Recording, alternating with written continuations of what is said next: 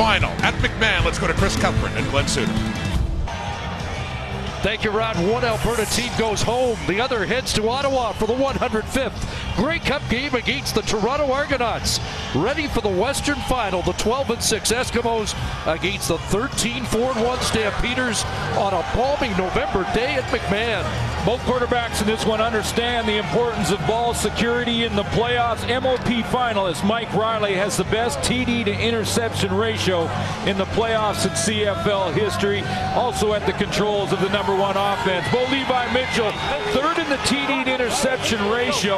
And for the first time in weeks, he has his full complement of receivers. They're back and healthy. He hasn't thrown a pass in a game in 22 days. Dave Dickinson, the West Coach of the Year finalist, admit his team did take its foot off the gas, but are here as the host team in their 6th consecutive West Final. Jason Moss told us yesterday, it doesn't get better than a game against Calgary for the chance to go to the Grey Cup game. 39-32, Edmonton beat Winnipeg in the West Semi. Eskimos won the toss, defer, and Hugh O'Neill has it on the tee. 6 degrees and kickoff for the West Final here in Calgary. And it is Roy Finch on the return. Little juke to the outside and is angled out around the 35-yard line. Bo Levi Mitchell mentioned to us yesterday that he likes the fact that people have their doubts, takes a chip on his shoulder along with his offense out onto the field. He didn't play the last game of the regular season, but in his last 2 starts, the numbers were down. So the question is, can a team that locked up first place in the division and cruised for 3 games flip the switch on in this one this afternoon and get that offense rolling? They won 39-18, 25-22 in the Labor Day set of games. Calgary starts at the 36-yard line to Messam, cut down on a terrific play by Adam Konar, who was one of the stars on defense last week in the West Semi. It's a loss of 5. Yeah, 8 tackles for Konar, and he just shot the gap, read the play, and he just steps up and catches Jerome Messam in the backfield in the first down. Great play by Adam Konar. Third-year man out of Calgary, the Dinos. He had 8 tackles and 5 knockdowns last week against the Bombers. So passing down, 2nd and 15, some early movement, and the play does not get off.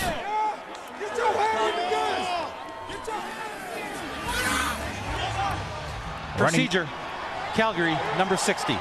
5-yard penalty, remains 2nd down. That's Shane Bergman just back in the lineup at left guard. Let's set that offense for you. Yeah, absolutely. And one of the guys that we've highlighted here this afternoon, Marquay McDaniel, is back and healthy. Probably could have played the last game of the regular season. Decided to rest him. And you take a look up front. Nominee for outstanding lineman is Ucombre Williams in the middle, and they get maybe their best run blocker back in Shane Bergman. Well, 2nd and 20, a crosser here, and Konar makes another tackle on the catch by Kamar Jordan that will be well short of the first down. A 13-yard pickup and a 2-and-out for the Stamps to start the game. Yeah, but full complement of receivers back in the lineup for Bo Levi Mitchell. He's got Kamar Jordan and Tavares Daniels back for the last couple of games, and then the big one may be Marquay McDaniel, especially on 2nd down. Jamil Smith drops back for Edmonton. Rob Maver will have the wind at his back in this first quarter. Not a substantial breeze, although we're expecting it to pick up as the game wears on.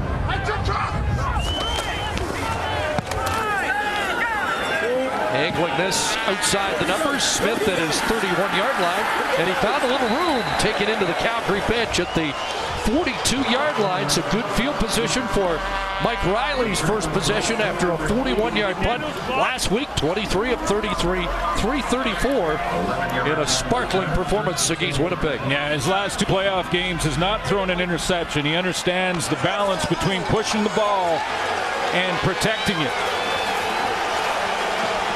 So #1 in offensive touchdowns, #1 in yards passing, number 1 in first downs produced. And 4 great receivers to look for. And out of the backfield, it's Corey Watson, who wouldn't necessarily be one of those 4, but that shows you the depth of this Edmonton offense right away. It's a 20-yard pickup for Corey Watson. Well, and maybe the unsung hero last week in the semifinal with a big play on the teams. Corey Watson starts in the backfield here. He gets up to the line of scrimmage, and he's going to hit the flat, just hit right to the sideline. The read takes Mike Riley to his Canadian receiver. Watson a hero on the teams last week as he made the tackle on a third down gamble by the Bombers. They fake the end around to Walker. Riley takes a hit but gets it to Bowman. And Darius Bowman a catch at the 30-yard line. He gets dragged down by Tommy Campbell. Darius Bowman comes all the way across the field. He's really in this pressed man coverage. He's going to track across. Now, Mike Riley gets extra time because of the play fake to Darrell Walker. That gives Darius Bowman time to cross the entire field and get to the numbers on the wide side. Jacob Ruby checks in on a bulked up offensive line after that first down catch. And a handoff to Gable, his first carry after being one of the prominent performers last week. Short gain for Gable as we set the offense for you. Well, they haven't lost with C.J. Gable as the starting tailback, and they also have the number 1 receiver in the Canadian Football League in Brandon Zylstra, who has been huge against the Calgary Stampeders in 3 games this year. I think Justin Sorensen's going to be key, picking up the blocks and helping out in double teams on guys like Micah Johnson. This defensive line in Calgary can be dominant. Gable had 82 yards in his lone Eskimo start against Calgary. 2nd and 7 after a 3-yard pickup, a pump. But nothing there on that side. Flags come down. Riley will throw it away and takes a hit, but there is a flag in the Calgary secondary. Charleston Hughes got a hit in on the quarterback. Illegal contact, Calgary, number 27. 10-yard penalty, first down. Well, there's the rookie Tunde Adeleke, who's in at the strong side linebacker spot for this game. Yeah, watch how Darrell Walker's going up the field here. In practice, Shaq Richardson was injured, and so Tunde Adeleke is going to play that strong side tweener linebacker defensive back position. We'll focus in on that because he may be matched up against Brandon Zylstra. That time it was Walker, and illegal contact. The kid from Carleton replaces Shaq Richardson, who had 2 interceptions against Edmonton in the regular season. Play action fake, and taking off is Riley, and he ducks under the hit from Alex Singleton and is brought down around the 13. Up front, Jagera Davis did not play the final couple of games of the regular season. He's back in the lineup and healthy alongside Charleston Hughes. There's Adeleke. We're going to talk and look at him throughout the afternoon, see if they get some matchups. The Edmonton Eskimos with one of the number 1 linebackers in the league in Singleton. And look at Seontae Evans outside against Darrell Walker. That may become a matchup this afternoon as well. Eskimos with only 3 first quarter points this season against the Stampeders. 2nd down and 7. Short drop, second read over the middle, and caught by Hazelton, brought down by the middle linebacker Alex Singleton, who is the top defensive player in the West in 2017. Yeah, and the 2 games that they played against each other, Singleton just huge. I mean, we're talking 24 tackles in the Labor Day game and then the rematch combined. 24 tackles from 1 player. It was Alex Singleton. Racks up 1 right there in this Western Final. 3rd and a yard and a half, and Jason Moss not hesitating. He leaves the offense on the field. Randy Culling in to beef up Calgary's defensive line on the first big gamble of the game.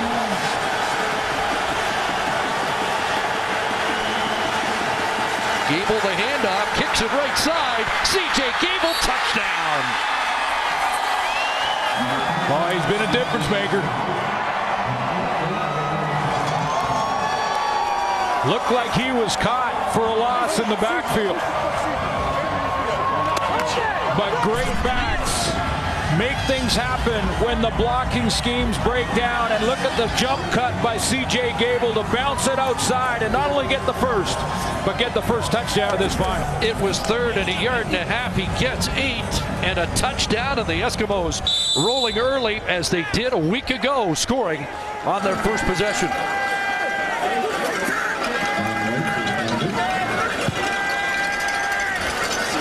Sean White, who missed most of the regular season, adds the convert. 7-0 for the Eskimos. A 7-play, 67-yard touchdown drive for Edmonton. And it gets capped by the X Factor in recent weeks, C.J. Gable.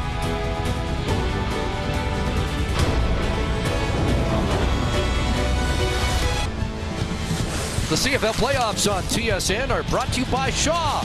Proud to present the 105th Grey Cup.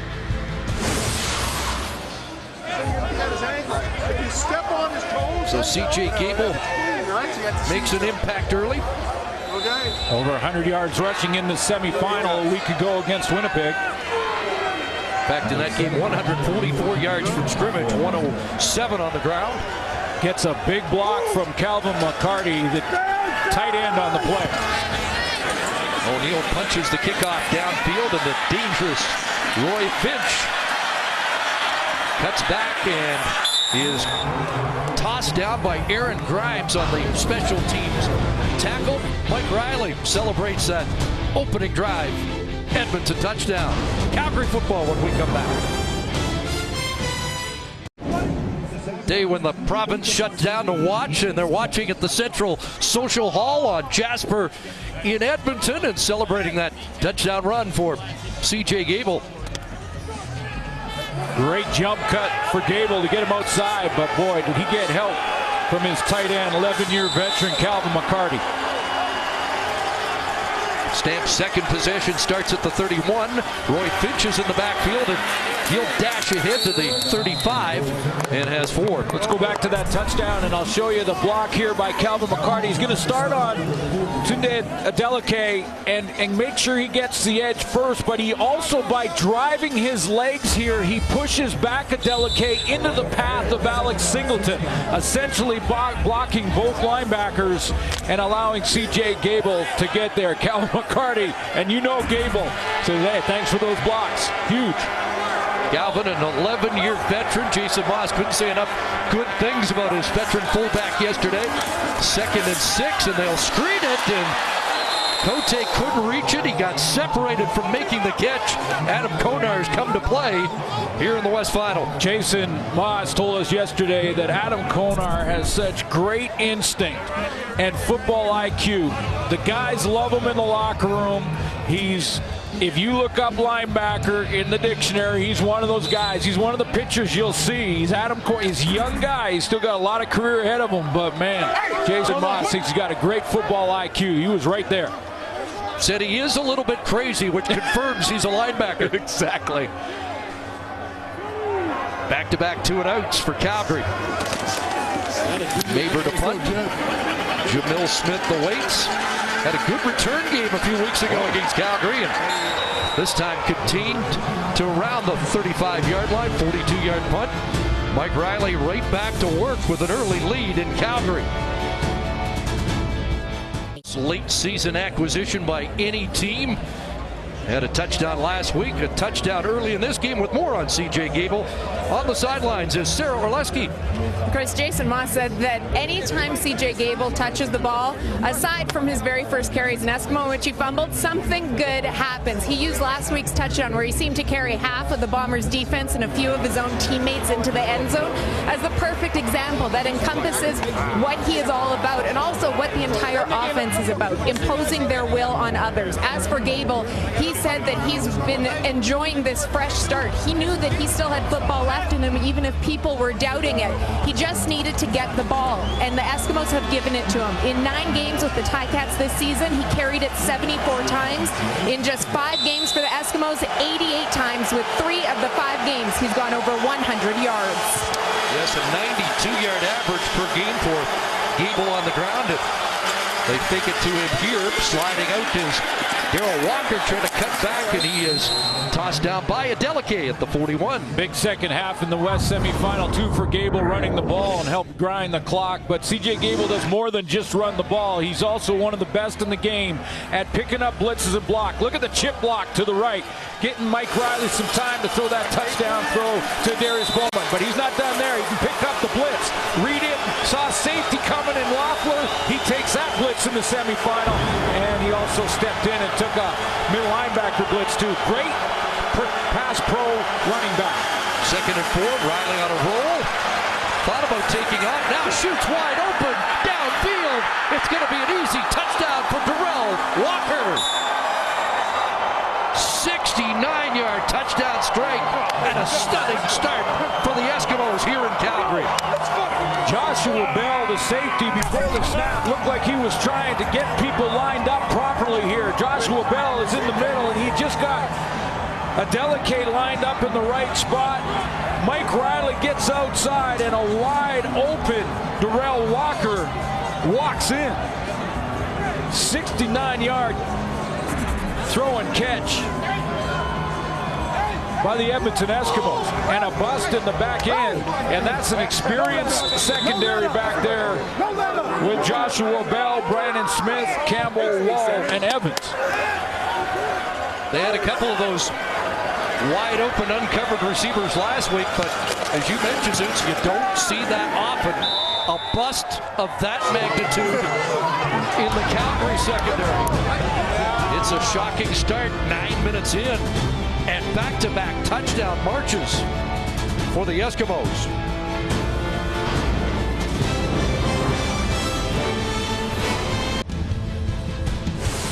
The CFL playoffs on TSN are brought to you by the Nissan Titan, official vehicle of the Canadian Football League.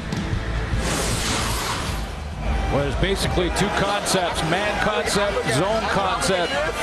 And between Jamar Wall and Tommy Campbell, a bust in the coverage allows Darrell Walker in behind everybody.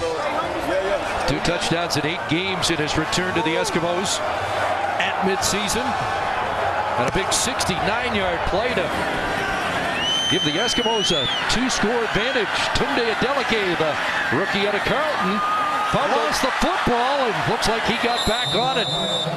But it's unraveling quickly here in Calgary, and they've got to get that key in the ignition and get it started.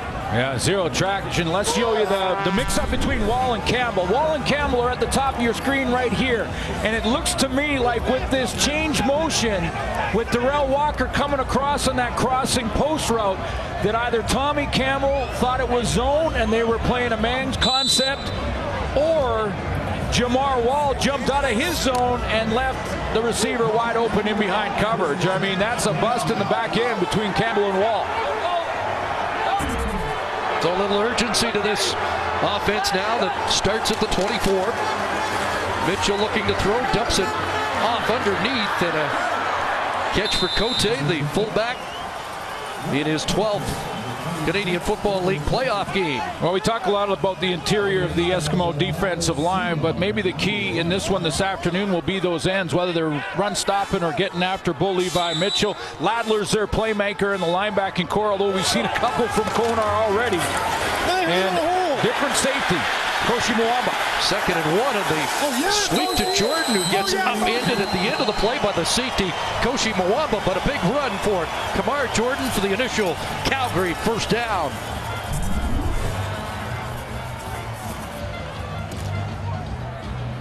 See, Kamar Jordan starts to the left of formation and just runs that fly sweep with Jerome Messam out blocking in front of him. Koshi Mwamba playing for the injured Neil King. 17-yard run for Jordan. And Calgary's got their big 4 receivers in together for the first time since the summer. Little big pitch, and they pitch it the other way, and that's the speedster Markin Michel, brought down quickly by the corner, Johnny Adams.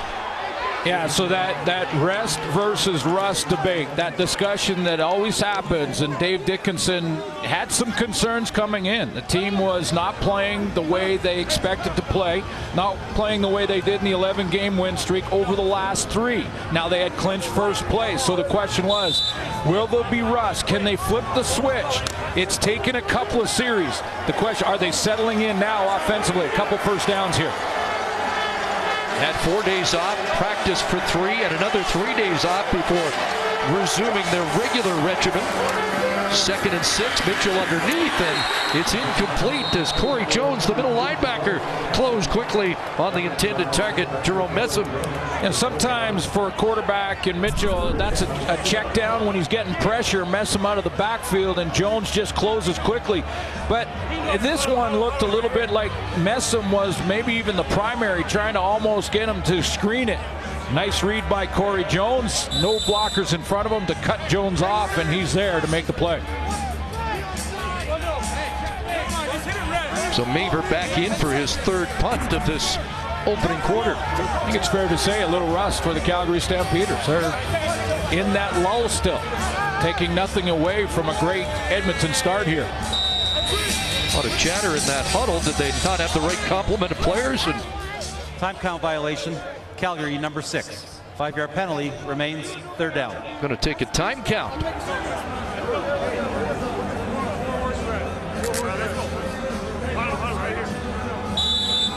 Didn't look like they had anybody run on at the end of that, but they're ready to go now. Jamil Smith waits around the 15. Flags are still at the moment.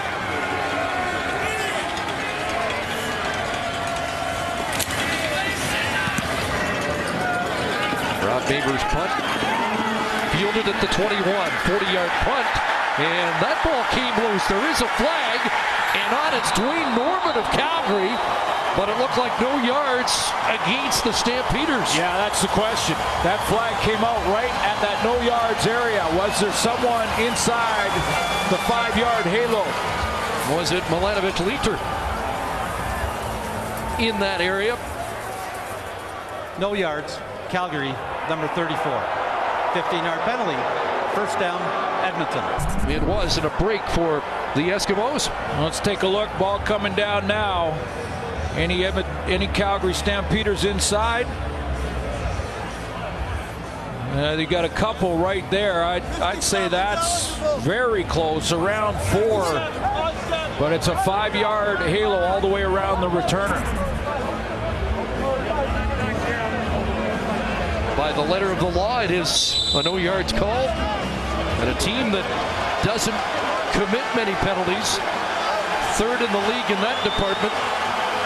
Eskimos were 8th, but have cut their penalty total substantially in the 2nd half of the season. At the 35, Mike Riley back to work out of the backfield. He'll swing at the Gable, who was tracked there well and brought down by the weak side linebacker, Jameer Thurman. Well, he doesn't have a catch yet this afternoon, but Brandon Zylstra led the league in yards and has been dynamite against Calgary. 415 yards and 22 catches in 3 games versus the Calgary Stampeders. Now, if Calgary defensively tries to double him and try and take him out of the game, they're not doing that yet. But if they try to do that, there's a lot of weapons for Mike Riley to choose from. 2 touchdowns, 9 second down conversion catches for Zylstra head-to-head against Calgary. 2nd and 7. Riley to the sidelines, batted down and incomplete. Micah Johnson, the all-star defensive tackle, got a mid on it.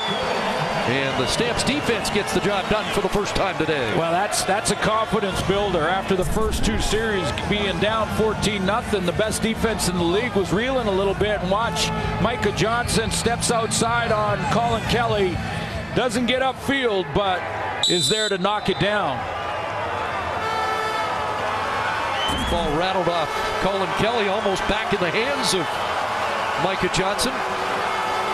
So O'Neill to punt. Roy Finch, who has returned punts for touchdowns against Edmonton in consecutive Labor Day games, has this one at his 15. That's a 56-yard boot, but here goes Finch. And Roy Finch brings it back across the 35. Now Alex Hoffman-Ellis, the tackle.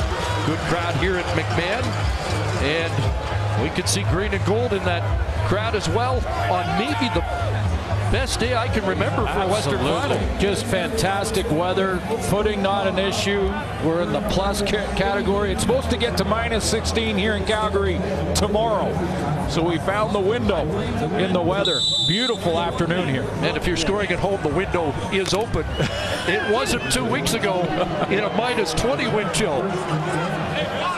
We gave it the no moss a couple of weeks ago when Calgary met Winnipeg in the season finale. Fake to Messam, and a slant pattern caught by Kamar Jordan. Brought down quickly by Forrest Hightower. Take a look at Jerome Messam's season, and you heard the panel talk about in our pregame show that he's not been the same Messam in the last 4 games, just a 3.2-yard average. Now, in fairness to Jerome Messam, in the beginning of the year, he was coming off knee surgery. At the end of the year, he was also banged up and nicked. He told me yesterday this is as healthy as he's been all season, and he's ready to carry the football this afternoon. Finch is in. They'll pitch it to him off the right side. The speedster Roy Finch into Eskimo territory for the first time and a first down. Stampeders at the Eskimo 47. Marquay McDaniel's back in the lineup, I mentioned too, and he sometimes will get his nose jersey just to the right. Watch number 16 lead this run for Roy Finch. Gets out there on that wide pitch. There's 16 at the top of your screen right there. Marquay McDaniel. That's the one player that can make the tackle for about a 5-yard gain. Finch turns it into much more because of the block by McDaniel. Late stages first quarter. Messam back in for Finch. 4-man rush. Mitchell throws another strike. Has another first down as he goes back to Kamar Jordan on the final play of the opening quarter. So there's a little bit of traction for the Stampeders on their last possession of the opening 15 minutes. But the Eskimos come out of the gate in a hurry with consecutive touchdowns. Gable first, and then Mike Riley to Darrell Walker. 14-0 after 1 quarter.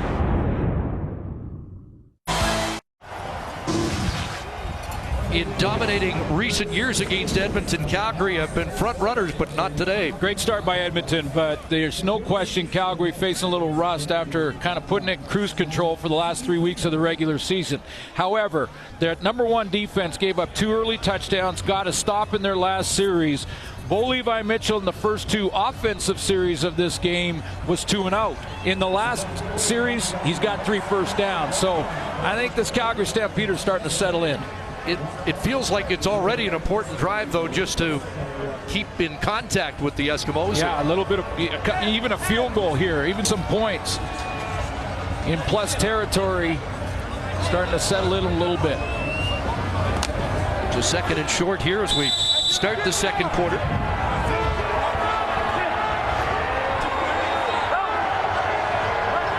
Stampeders 1 for 4 in second down conversions. Flag comes down and they swing this out, and they had an eligible tight end. Dan Fetterkyle with a catch down by Aaron Grimes, but well, they had a couple of weeks to prepare some extra plays, and I'm sure Fetterkyle was looking forward to that. Fetterkyle just eligible on this one, sneaks out, obviously not going to be counted or covered by the Edmonton secondary or linebacking core. 16-yard gain, but how about the end of it? I don't think 65's running out of bounds. Offside, Edmonton. Penalties declined. First down, Calgary. Watch this little outcut from Fetterkyle, number 65. Looked like he's going to block, runs that little out, and at the end of the play, lowering the left shoulder. He's not looking for the sideline. It's an O-lineman with the ball in his hands. Big man 6'7", 309. Another former Calgary Dino with the catch and a first down. They had a 2-point convert to Spencer Wilson earlier this year. And now a pass in the flat to Messam, ridden out by Konar. That's another first down, the 4th first down for the Stampeders on this drive. Last 2 starts, one of them was against Edmonton, and Dave Dickinson saw in the second half of that game Bo Levi Mitchell start to get some traction. He ended up throwing for over 300 yards. in a 3-game run that really this offense wasn't getting it done.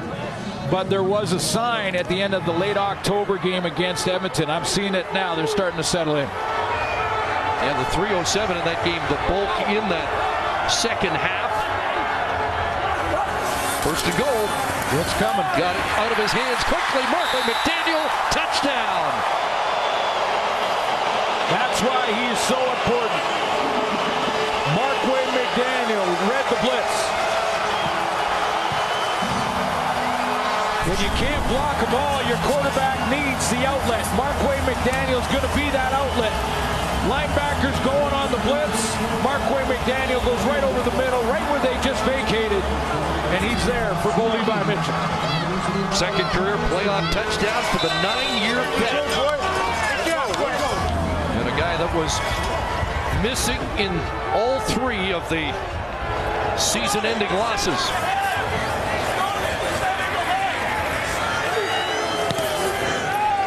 Convert from Paredes. 6 plays, 63 yards. Markway McDaniel caps it.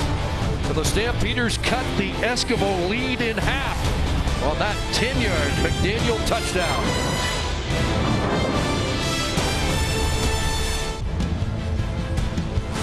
The CFL playoffs on TSN are brought to you by BDC, the only bank exclusively devoted to entrepreneurs.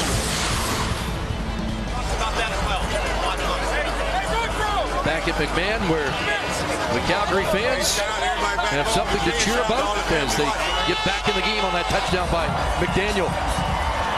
Great recognition by the veteran.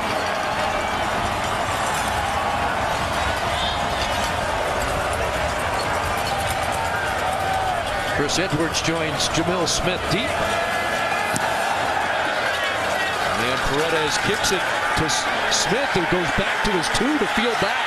Great kick, and they might hem him in, but he cuts back, gets a block, and gets it to the 25 where he ran out of real estate, but recovered some field position. Lots of recognition for Markway McDaniel, recognizing the blitz. First of all, he's looking in that direction, so you can see that he's looking at the linebackers. Are the linebackers going to come? If they are, I'm going right across the middle. Stop it right there. Now he points. He says, look, guys, linebacker blitz. Bo knows it. So does number 16. He goes right where the linebackers vacated. Touchdown, Calgary. They're back in it. At 14-0, it was the 7th consecutive game that the Eskimos had led by at least 10. Largest first quarter deficit ever for Calgary in a playoff game. But a different perspective now. And a handoff inside. Evil fighting his way for an extra yard or 2. Jameer Thurman finishes him off. Look at the Calgary Stampeders now. Devon Claybrooks now, because of C.J. Gable's influence, are loading up the line of scrimmage. I mean, they're bringing guys up front, including the safety. That's the 8th player in Joshua Bell to get this close to the line of scrimmage on first down. Look for Mike Riley to go play action out of that. Try to go over the top. See former Eskimo Joe Burnett in for Devon Claybrooks' defense in the absence of an injured Adeleke. Adam Tebow in at the moment on 2nd and 8. Riley does some scrambling. Anybody open? Checks it down, and the catch made close to a first down. And it looks like Corey Watson's going to be a yard short. Tommy Campbell drilled him out. And a decision for Jason Moss. Corey Watson made the play of the game in the West semifinal, in my opinion. A stop on a 3rd down punt fake from the Winnipeg Blue Bombers. And he just fought for an extra yard and a half there to give Riley a chance to go. Yeah, it looked like he was a full yard or more, but the extra fight makes it 3rd and inches, and a good surge there. Riley with a flag down in behind Justin Sorensen and Matt O'Donnell. That's 6'8", 311 and 6'11", 350 that plow a hole big enough for what should be a first down. See who got the flag here. Early movement offense, or was the defense offsides? Offside, Calgary number 97. 5-yard penalty, first down, Edmonton. Those guys are so big that sometimes they even impede the sight lines for their quarterback, Mike Riley. And he's not a small quarterback at 6'3", 230. But still, he'll say at practice every now and then he'll bounced one off the top of one of those old linemen's heads. First and 10 at the 38. Riley to the wide side. Fidel Hazelton there. Evans pushes him into the bench there, and the Eskimos want a flag. None forthcoming.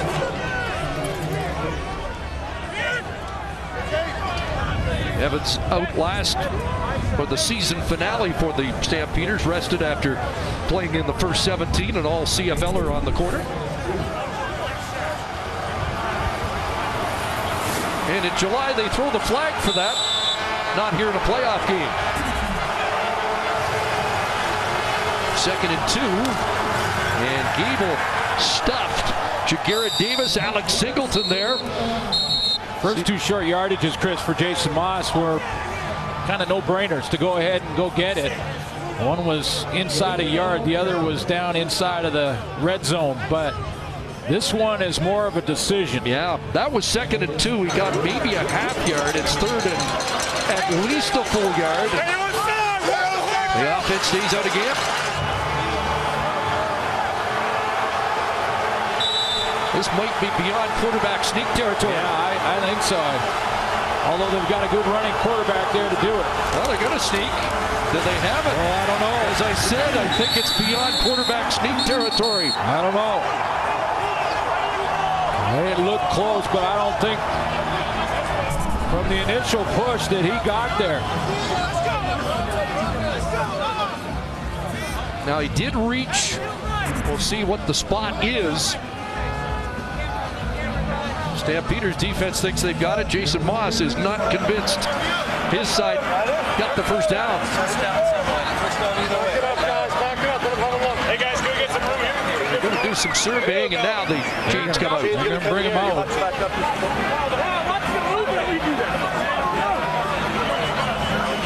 It won't be by much either way. Chain link either way. Just got out. First down. Because C.J. Gable was such a late acquisition in the season, Mike Riley actually led the Edmonton Eskimos in rushing in the regular season. And they went through a lot of running backs due to injury, but he just got enough.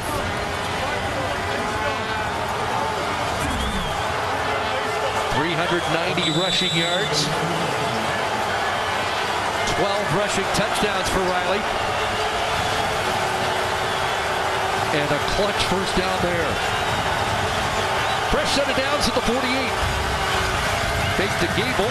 And guns over the middle. Incomplete in traffic. Pass intended for Hazelton.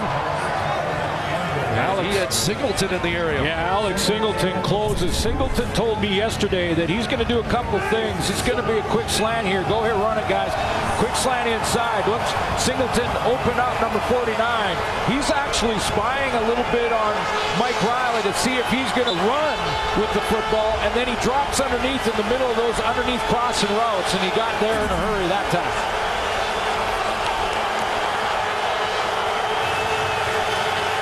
Eskimos converted 65% of second downs last week. 2 for 6 so far. Going to go deep. Wants Hazelton. And that one sailed out of bounds. And great coverage there by Ciante Evans down the sideline. Devon Claybrook's got Mike Riley in 2nd and 10. And in 2nd and 10, he's going full blitz. Leaves Ciante Evans in the one-on-one on Fidel Hazelton, but it's full blitz, including linebacker Singleton off the edge here. Josh Bell coming. It's full blitz from the Calgary Stampeders.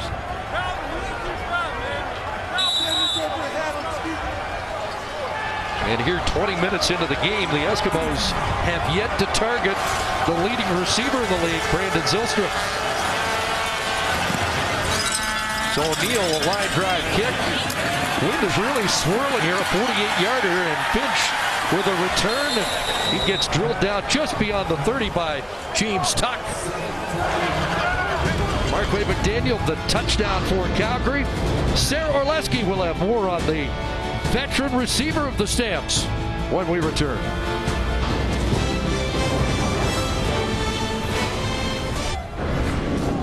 Markway McDaniel is Bo Levi Mitchell's security blanket. Pays dividends early in this game with a touchdown with more on the veteran receiver. Here again is Sarah. Well, Chris, especially a security blanket on second downs. Bo Levi Mitchell told me that he's really his Larry Fitzgerald, the star receiver for the Arizona Cardinals. That's who he compared Marquay McDaniel to for him. He said that he trusts his hands, his routes, his knowledge, and most importantly, perhaps, his eyes. He said a lot of receivers want to be like defensive backs, and they'll tell you they're always open. He doesn't have to worry about with Marquay. As for Marquay, he wants the ball. He says when this team needs a big play, he wants to be the one to make it, and he did in the Western Final last year, 131 yards and 1 touchdown. Yeah, when Marquay McDaniel is on and they're in a rhythm, he and Bo Levi Mitchell, his office is about 15 yards down the field, just outside each hash mark. And he'll just make a living right in there, especially, as Sarah said, on those second down plays when they need a new set of downs and to move the chains. They look to 16. 11 yards for Finch on that carry. He's 3 for 31 in the game. Messam checks back in as they alternate running backs. And that one thrown out of the reach of Cote. Incomplete. Roy Finch has actually been featured a little bit more in the running game here this afternoon than Messam so far. I think when they go run on first down, it's been Finch. Got 31 yards rushing so far. Messam -5 at the moment. Finch on the sidelines. Cote goes off. Breskison checks in. And with the Delicae out, that's a starting Canadian that has to be accounted for in another way now. So Breskison or Cote likely to be in on most plays with Messam. And they'll screen to Messam, and the Go Train has a first down to midfield. So Calgary's offense starting to hit stride here in the second quarter. Well, the key in the screen is to hesitate from your quarterback and have him drop and retreat, and then allow the offensive lineman to check like they're blocking, go ahead and run it, and get Messam out of the backfield. Watch the check up front, and then the lineman out front to give Messam an alley, and that's a well-executed screen play. So on the Eskimos side of half, after their 8 first downs, so they've taken the edge in that department, 8-7 in first downs. Fake the sweep to Finch, and that didn't fool anybody as Odell Willis brings down McDaniel on that shovel toss. He was ready to play yesterday, wearing a Grey Cup ring to not only motivate himself, but some of the young guys on defense that don't have one yet. Sack in the Western semifinal against Matt Nichols. Started his career back in 2009 with Calgary. Stamps ran into some receiving injury issues that necessitated a trade, and he went to Winnipeg. It's one of the... It's what they're after. Rings they're chasing. 2nd and 9. 3-man front. Mitchell short drop and almost picked off just out of the reach of Adam Konar.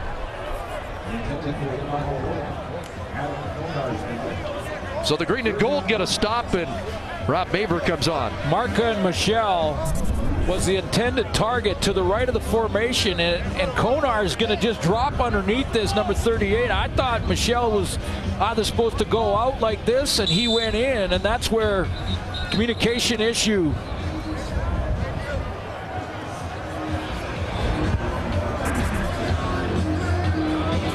Michelle missed the final 2 regular season games. Jamil Smith back. And Rob Maver, best in the league, and hitting it inside the 10 will try to do just that here. Rush was on, and Smith will field that around the 8-yard line, and his momentum took him out. A 45-yard kick. That one you'd let go in? Should have let it go in. See if it bounces in the end zone. So long field for Mike Riley, who got off to a fast start. Touchdown pass to Darrell Walker, and a 14-7 lead.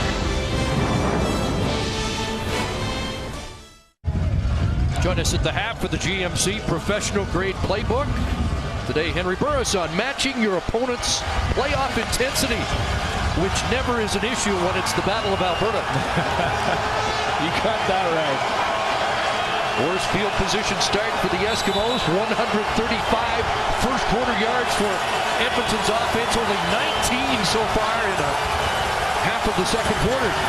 Riley will step up. He's going to unload. He wants Brandon Zylstra. And incomplete. Zylstra thought he was interfered with as he went shoulder to shoulder with Ciante Evans and Brandon Smith. No flag. Take a look at Zylstra on the post. Mike Riley wanted to get out of the hole in one throw. A little bit of a bump there. Good no call by the official. Riley takes a hit at the other end, but now second and long, backed up in the shadow of their goalpost because of the decision by Jamil Smith. Zylstra with that signal that he would have liked to challenge, but you only get one. And Jason Moss. No, that wasn't enough.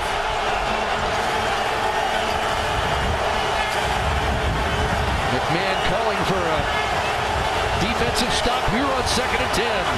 Short drop, gun through the hands of Bowman in first down territory. He had enough if he just caught it and got tackled there. Darius Bowman, throughout his career, has one or two of these in a game and then he'll put up 350. He got it out of the way early, at least for Edmonton fans. But I'm going back to that decision by Jamil Smith to field the football at around his own 7-yard line. And now Jason Moss has got a decision right here. He needed to let this ball bounce. Here's the punt from Calgary. If he lets it go, maybe it goes out of bounds, but maybe it doesn't. They give up a signal, get the field position back, and now they're backed up. In the East Final, Chris Jones did not concede a safety. It paid big dividends for him when they got the ball right back on a fumble recovery, and Jason Moss is kicking it away as well.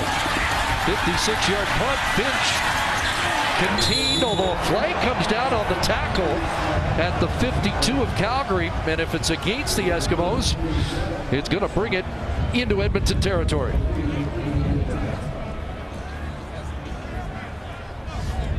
Major foul, face mask, Edmonton, number 37. 15-yard penalty, automatic first down. So the penalty against Kenny Ladler. Yeah, that's a tough one to avoid because you're trying to make the tackle and Roy Finch ducked his head there, but either way, it's still a penalty. And all of a sudden, the Calgary Stampeders essentially in field goal range here. So after the worst field position start for Edmonton, it's the best Calgary start at the Eskimo 41. So 41 yards away from getting back on even terms. Messam left side. Down around the 37 for 4. Well, the playoff edition of CFL Fantasy Football presented by AFG is here. Visit cflfantasy.tsn.ca to pick your team of 6 players and a defense to start competing today. Presented by AGF.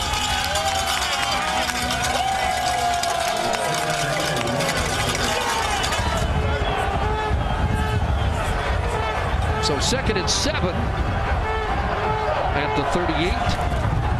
4-man rush underneath Messam. Makes the first man miss and got the first down before Corey Jones rides him out.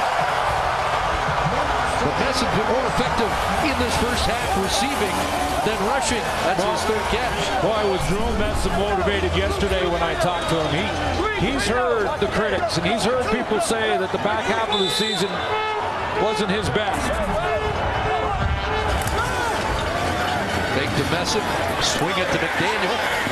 John Chicklin over top of him, and McDaniel gets it down to the 20-yard line. Pick up the 8 corner with the stop. A little second effort from Marquay McDaniel to open up the playbook on this tempo now from Dave Dickinson and Bo Levi Mitchell. Pretty much any play they want here. Now the machine looks like it's running full throttle.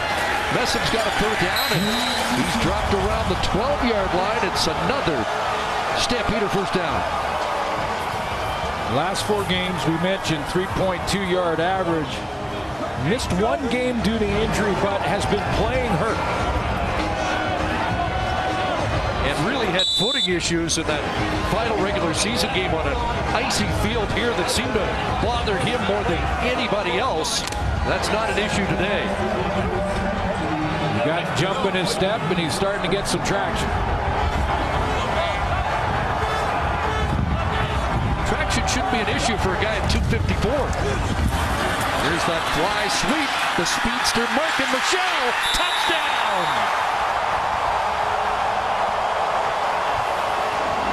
A 13-yard run, and the Stampeders are conquered away from getting even.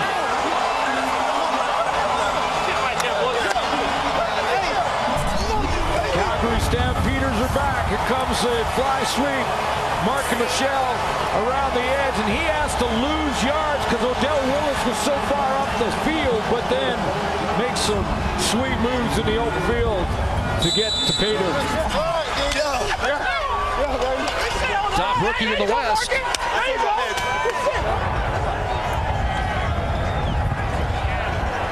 And after dominating the opening quarter, Jason Moss has seen the lead slip away, and the game is tied.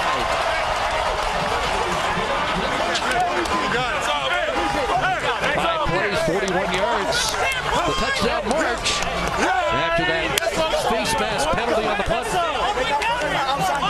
Markin Michel starts way out wide, and then he's going to come underneath on this fly sweep. So really trying to fool the Edmonton Eskimos out of the gate. Then he comes all the way across. Now he has to bail back because of Odell Willis. A nice block by Marquay McDaniel. Kenny Ladler thought that he was held on this, but as Michel comes around, he's to the top here. Marquay McDaniel down low right there. He thought that there was a hold there. I don't see it. But Kenny Ladler looked to the official, didn't get the call, and we're all tied up. Well, they say he's the fastest of the Stampeders. Top rookie in the West. And resurgent confidence level on that Calgary sideline. Kenny Ladler still saying he needs to call the hold. It was close, but I'm not sure you're getting that call in a playoff game. Vanderbilt product. Good talk with him yesterday. Boy, has he been a playmaker for Edmonton. It took him a year to understand the nuances of Canadian football, but since then, he has been an all-star. Number 4 in defensive plays, number 7 in tackles. A Western all-star. Wind blowing hard enough that they have to tee it up. A sky kick that is up for grabs. And the Eskimos bring it down. That's Christoph Malumba Chimanga who brought it down at the 36-yard line. The wind is picking up a little in this game this afternoon, but it doesn't seem to want to make up its mind as to which direction it's going. I mean, the goalposts don't look too bad. The flags on the side certainly do. This is sort of a sky ball into it, and the idea here is that it hangs up there so long that the cover team can get down there and maybe cause a fumble. And all the points so far have been scored against the wind. If we can pin it down that that's the direction it's been consistently. Back in the hands of Gable as the Eskimos try to get kick-started again. Thurman a stop and a short gain there. Third tackle for Thurman on the afternoon.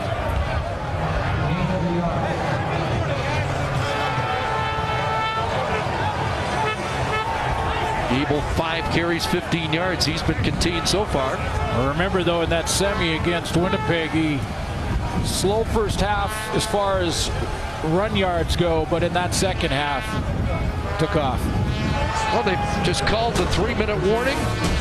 After a 14-0 lead, it is now 14 apiece.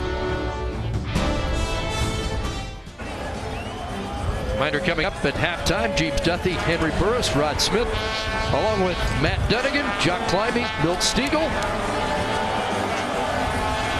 More from BMO on that Argo victory in the East Final and get their take on what they've seen so far and what's been an interesting, not surprisingly interesting first half here at McMahon.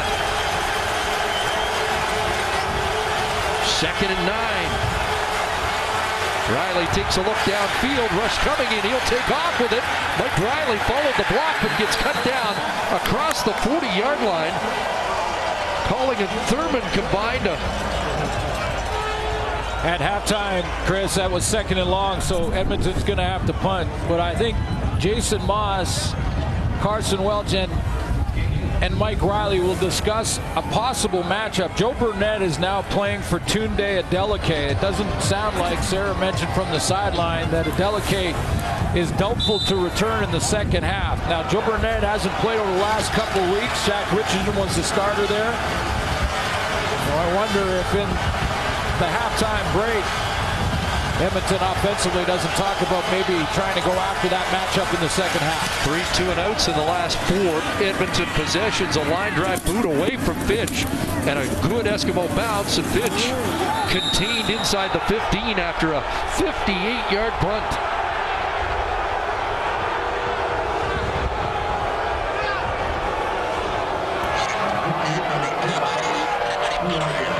Slow first quarter, first 2 series, 2 and out for Bo Levi Mitchell.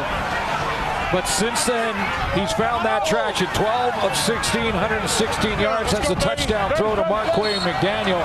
And they've got a little bit of a running game going here, too, in the second quarter with a combination of Roy Finch and Jerome Messam. Then they got some balance here with 66 yards on the ground, 182 yards of net offense. But their deepest start now here in the first half. Edmonton Eskimos rely on their front 4 to control the run and get pressure without sending blitz. Have all year. Handoff Messam. Bull rushes his way to about the 17. We haven't talked about Armando Sewell yet, but that's Mike Benavides, defensive coordinator, is relying on Sewell and Euclid Cummings in the middle to stop the run possibilities inside on first down, and then they go with 4-man pressure all season. That 4-man pressure usually gets enough pressure on opposing quarterbacks to allow the coverage to take over from there. J.C. Sherritt on the sidelines, but could play next week. It's a possibility after an Achilles injury in week 1. Got to get to next week first. That's an issue, a major issue. And a flag comes down prior to the snap. But great to see that J.C. Sherritt's close. Really is an inspiration to his teammates. That's a time count. It's a loss of down. Time count violation. Calgary, number 19. That's a loss of down penalty. 3rd down. And that is a costly penalty, and why you see the reaction of Dave Dickinson, because now they've got to punt it away here, and the Eskimos should get good field position in the final 2 minutes. Yeah, a chance to take some momentum in at halftime. Defense gets the stop. Again, they rely on that front 4. And a mistake by Bo Levi Mitchell, because that's on the quarterback. He's got to know the time clock. He's got to know how much time he has to get the ball snapped.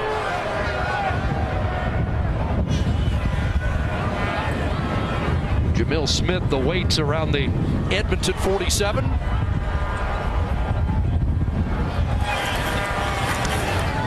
Maver, not a deep kick. It'll be fielded on the Calgary side of half. A 33-yard punt to Jamil Smith is down to the Stampeder 46. Now that's a good play by Jamil Smith, because that ball hits the ground. Who knows what happens? It could take off for another 20 yards, but he got underneath that one. The wind was giving it all kinds of wiggle as he got to it. And conditions were perfect in the first quarter. The wind now becoming more of an issue here in the second as it starts to gust. Weather system will be coming in later tonight.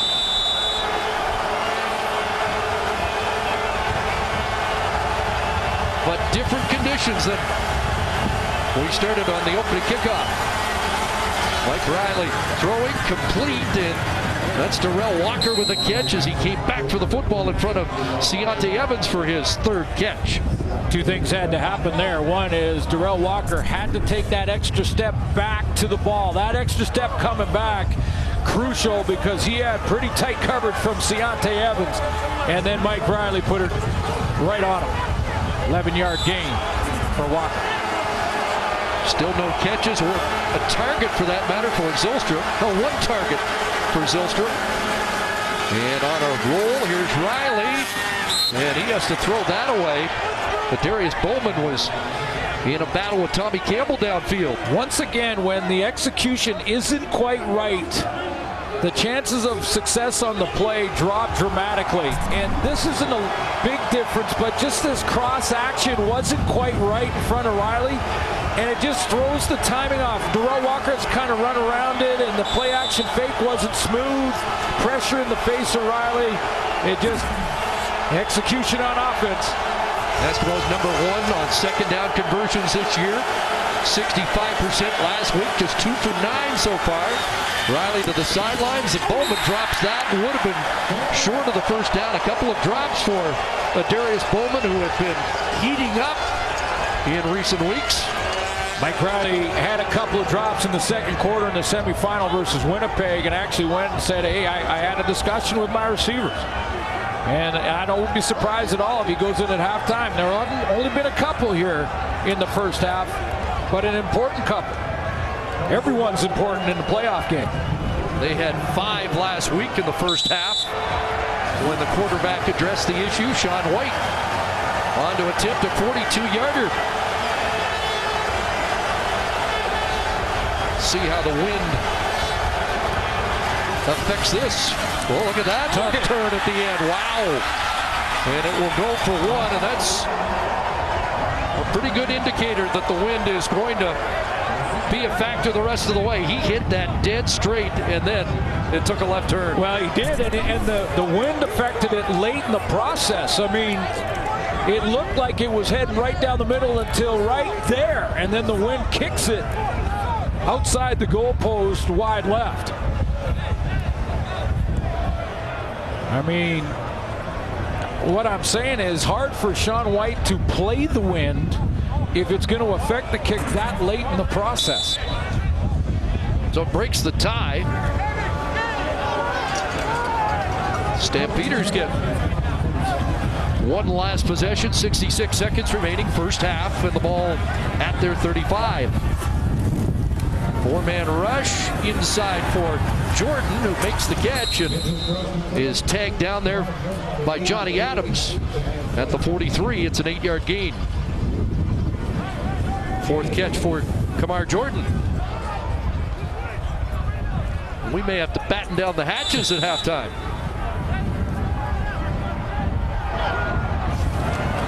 Second and 2, Messam. Well, he does get there. Good second effort to lunge forward out of the grasp and get a fresh set of downs. Still time for field goal range for Calgary here.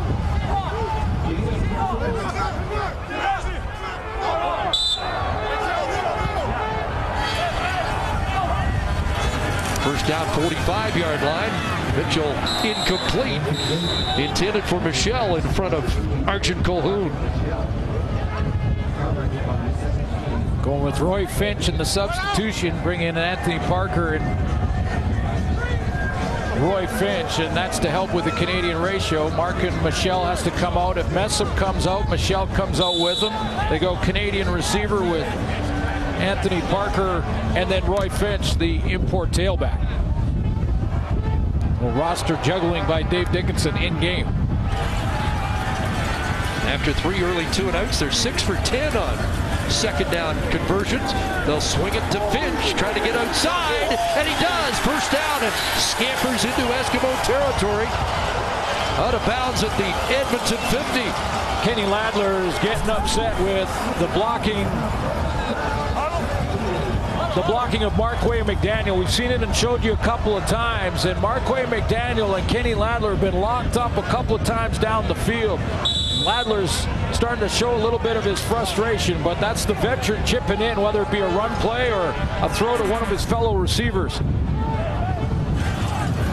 15 to first down, right back in the hands of Finch. Look at the acceleration. Cuts it back, open field. Roy Finch inside the 10, and it's a touchdown. What a run by Roy Finch. It's a 50-yard Calgary touchdown. Get about field goal range. Calgary wanted more.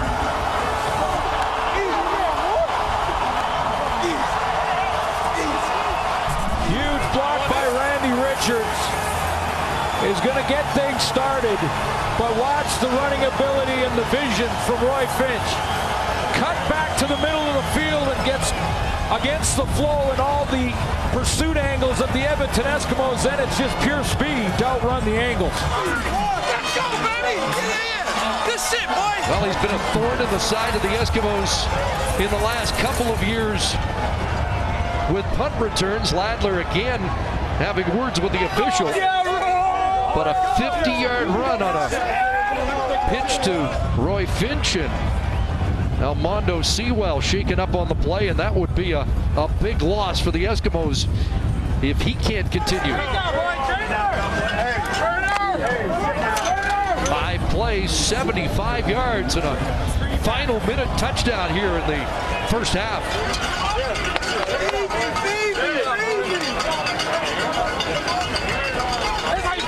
Dave Dickinson looked at Terry Williams, Dominic Williams, thinking about getting more speed in the backfield as a compliment to Messam. He ended up going with Finch, and what a call it's been.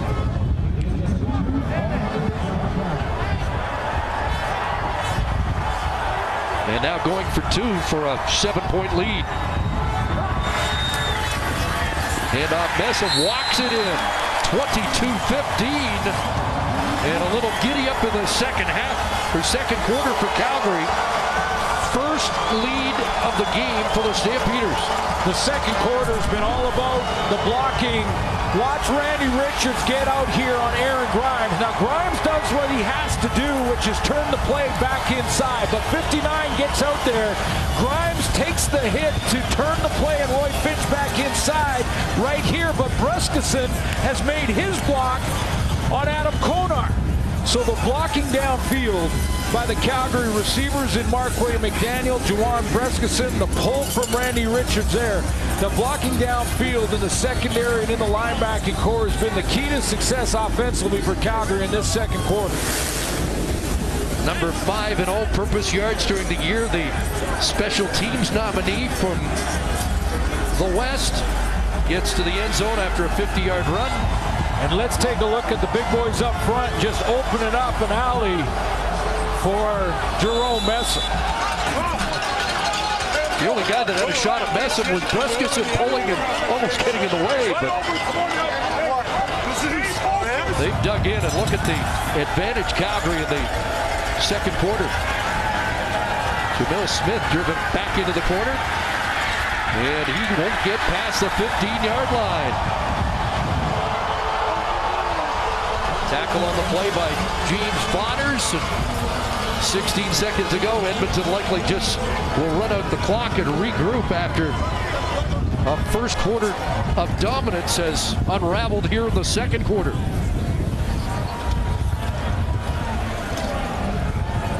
Discussion at halftime for Edmonton. Where are they going with the football in the matchup? CJ Gable can't give up on him in the second half because right now Calgary's not biting at the play action on Gable because he wasn't established. Didn't get him going in the first half. We thought that too many men penalty might be costly against Calgary in the late stages of the first half. Jason Moss gets only 1 on the missed field goal, and then the 75-yard touchdown drive for the lead at the half.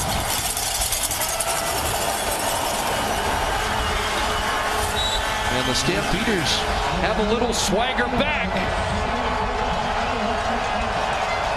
And a lead at the half on that explosive Roy Finch 50-yard touchdown romp in the final minute. 22-15 Calgary, halftime. Let's join James Duthie. Getting set for the second half of this 2017 Western Final, and the right to move on to the Grey Cup against the Toronto Argonauts. A 7-point Calgary lead. Before we kick it off, let's go down to the sideline. Sarah's with Darrell Walker. Darrell, this Eskimos team was able to jump out to that early lead in the first quarter. How do you get some of that momentum back? Just come out and executing. You know, it's all about execution today. You know, making the plays that they give us. Whatever they give us, take whatever they give us. So just come out here executing and doing everything we did during the week. You know, executing the game plan that the coaches put in for us. Does it help in terms of some confidence that this is a spot that you guys have been in before, in terms of having to come back in your strong second half team? Multiple times. We've been a second half team the whole year, so you know we're looking to come out and finish this second half strong. Appreciate the time. Thank you. Well, we had talked about how conditions changed, and it was most notable on the Sean White missed field goal, but the wind's now up to 26, gusting to 42, and really wind wasn't an issue at kickoff time. So a dramatic change in the weather and the momentum in this football game. The Eskimos with only 30 yards of offense in the second quarter. Can't abandon C.J. Gable early here. Right now, the Calgary defensive line is not respecting the play fakes to Gable. Until he rips off a big run, they won't have to. So Paredes kicks it off, second half underway, and he drives that one deep in the end zone. And is it going to hit the back line? No, it's going to stay there. They're going to have to give up a point. So it is an 8-point lead as Jamil Smith concedes the single. C.J. Gable just did not get going in the first half. Credit the Calgary defense. This is top defense in the league with arguably the best linebacker in the game in Alex Singleton. And they shut the door on C.J. Gable in the first half. So especially with this wind, it's picking up, it's swirling. It'll be tougher and tougher as the game goes on to throw the football. So establishing C.J. Gable for a lot of reasons and sticking with him here in the second half is important for Edmonton. Mike Riley, 146 yards passing in the first half. No yards for Brandon Zylstra. Pressure coming early. Hughes in pursuit, got it away. Darrell Walker makes the catch, and Alex Singleton the tackle, but good first down production for Walker as Riley escaped the rush. Had C.J. Gable on a swing pass early, but then he didn't take that, got in trouble after that, and then just made it up as he went along. The pressure got to him, but this is Mike Riley, vintage Mike Riley, thrown on the run.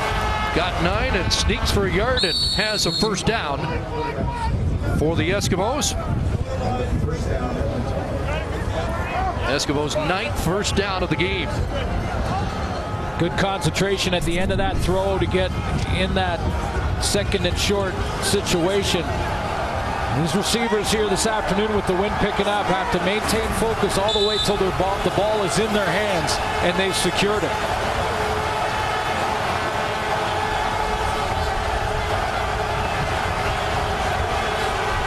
First and 10, the counter to Gable with a block. And C.J. Gable across midfield has a first down with his best run. Boy, that's the type of run, and that's not one that's, you know, plus 30. That's the type of run, though, that will automatically make the defensive lineman now respect play fakes. And out around the edge there is Colin Kelly making a nice block on the safety, Joshua Bell. Had only 16 first half yards against Winnipeg, 11 carries, 91 yards, and 2 touchdowns in the second half against the Bombers. In fact, he had 67 fourth-quarter yards. Pressure coming. Riley gets out of there and gets inside the 50 and has 4 to 5 when it looked like he might get stopped for a loss. That's the spy game. Alex Singleton, 151 defensive plays. Great feature on Singleton in our pregame. Check out tsn.ca to see that and who really inspires him. But Devon Claybrooks has got him lined up so that if Riley tries to run, it's Singleton that tracks him down, almost like a spy technique at that middle linebacker spot. Second and 6. Short drop, nobody there. Third read is Zylstra, and his first catch is a first down to the Calgary 40-yard line. Pocket slowly collapsing again, but watch Zylstra on his first catch in a zone concept. Campbell gets picked off right there. And then recovers. Excuse me, that was man-to-man defense. He just got rubbed. got the pick and couldn't cross with Zylstra. Had 6 second down conversion catches. We've got an injury to Tommy Campbell, and that could be devastating for the Stampeders. An all-star on the corner and a right ankle issue for him. And again, Tunde Adeleke already out of the game in the first half. So while Campbell gets attention, we will step out. The Eskimos driving early third quarter. The Audi 2017 MLS Cup playoffs continue Tuesday. Toronto FC kicks off against Columbus, leg 1 of the Eastern Conference Final.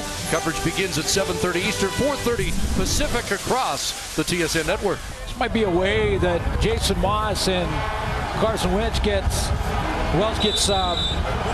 Zylstra involved in the offense. That little rub play there from Vidal Hazelton. Patrick Levels goes to the boundary corner in place of the injured Tommy Campbell. Here's C.J. Gable, spun off first contact to the 36. About 3 to 4. Singleton and Jagarrett Davis converged on him. Positive drive for Edmonton out of the gate here at halftime. They lost all the momentum on that last score by Roy Finch. Had to go in at halftime, make some adjustments, but think about that momentum switch. This is a positive drive in field goal range, although the wind is challenging. Need to get a little closer. You might not want to leave it to a last second field goal today. 2nd and 6, 7th play of the drive, and a good catch by Hazelton. Strong hands that end at the 20. What a catch. Strong hands. Didn't use his body, pulled it down, and that window was tiny. 16-yard gain. Now, Mike Riley, to beat the wind, he guns it in there. But watch how close Joshua Bell is to that football, and Hazelton stabs it. So the second trip to the red zone, they were 4 for 10 against Calgary in the regular season, 1 for 1 on the day. First down at the 20. Fake to Gable, Riley the other way, and he's going to get dropped for a loss. Micah Johnson there, and Brandon Smith, I believe, had moved up and made initial contact. Yeah, that's the problem with a play fake to C.J. Gable when you're running against a DB. DB has a redirect ability to play fake this way. Watch Smith come up, play the fake, and then go and track down Riley from behind. There's the fake, 28 steps and takes that fake, and then he says, oh, I can still catch you. 10-year veteran out of Sacramento State who would like to play against a former alum next week in Ricky Ray, the quarterback of the Argos. 2nd and long. Riley has an open man and doesn't get it to Bowman. Not a great throw in the wind. Bit of an issue, too. Will be 3rd down and the field goal unit comes on. Yeah, for the quarterbacks, and Matt Dunnigan will tell you this, it's so important to throw with that tight spiral into the wind. And if you get a chance to, you can cut through it a little bit, but if you throw anything with a little bit of a wobble on it or it's coming down in a downward spiral, it's going to catch it and push it away. So you saw the left turn on the 42-yard attempt. No chip shots today. Puts that one up, and it bends again, and it hits the upright. That's a dead ball, no points at all. So the wind a factor again, back-to-back. Sean White misses, and a promising drive for Edmonton comes up empty.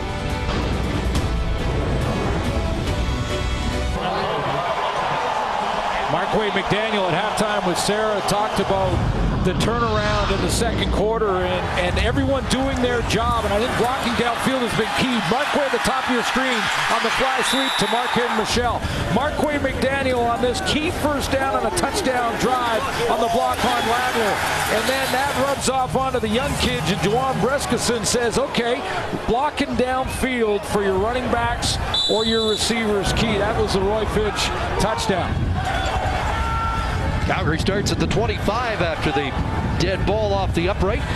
Almondo Sewell is back on the defensive line for Edmonton, and that pass out of the reach of Michelle. And I think we're seeing the wind is impacting both quarterbacks now.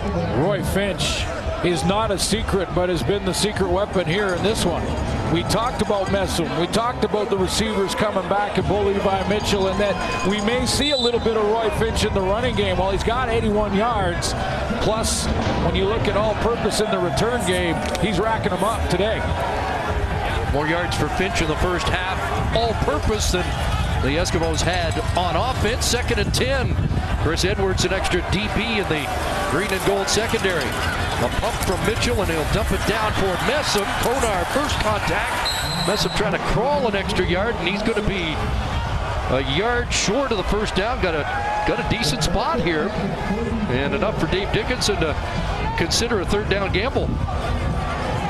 Well, it looked like Bo Levi Mitchell so good at negotiating the pocket there to get that out. It looked like someone swatted at his hands. I thought it was Odell Willis.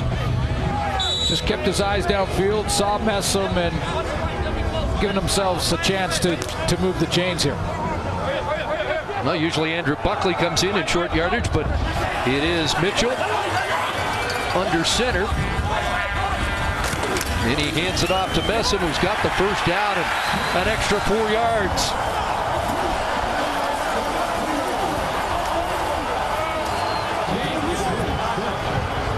First down, Calgary.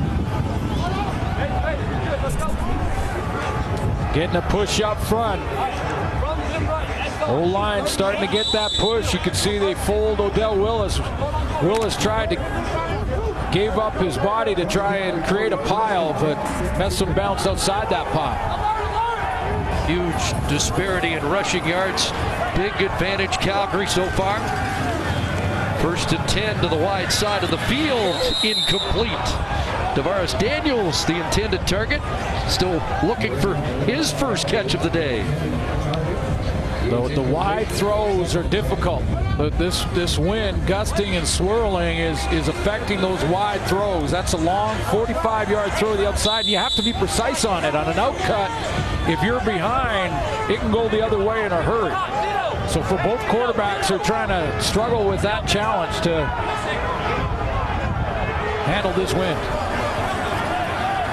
So 2nd and 10. Here comes the rush. Mitchell's got an open receiver, and Kamar Jordan has it all the way down inside the 20-yard line, and finally dropped at the 18.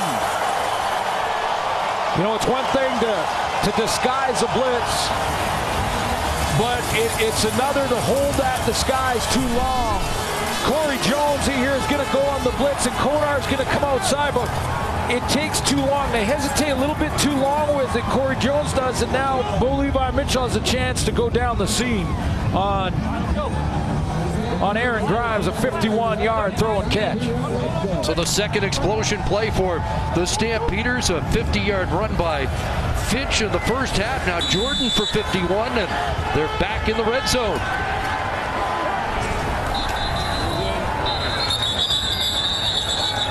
And a full start, Finch in the backfield. Same play he scored on. Tried to run again, go back to it. Pull Randy Richards, the left tackle. Get him as the lead blocker, and then just swing it out to Roy Finch. Let him work his magic in the open field. Now a different alignment comes in. Longley, Messam, Michelle Alchek into the offense, and Finch comes to the sidelines. With the timer, please reset the game clock to 6 minutes and 50 seconds. 6:50. So apparently play hadn't been whistled in. No penalty, no play. 1st and 10.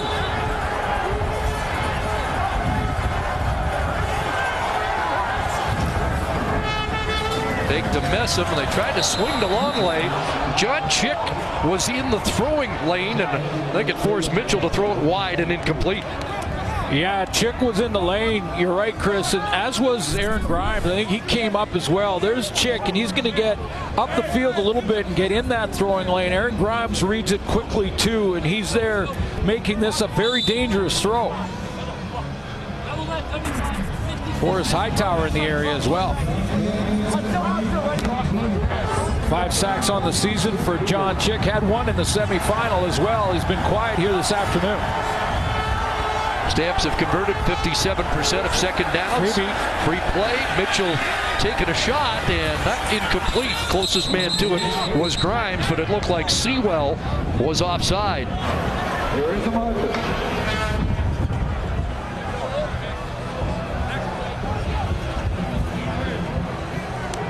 Offside.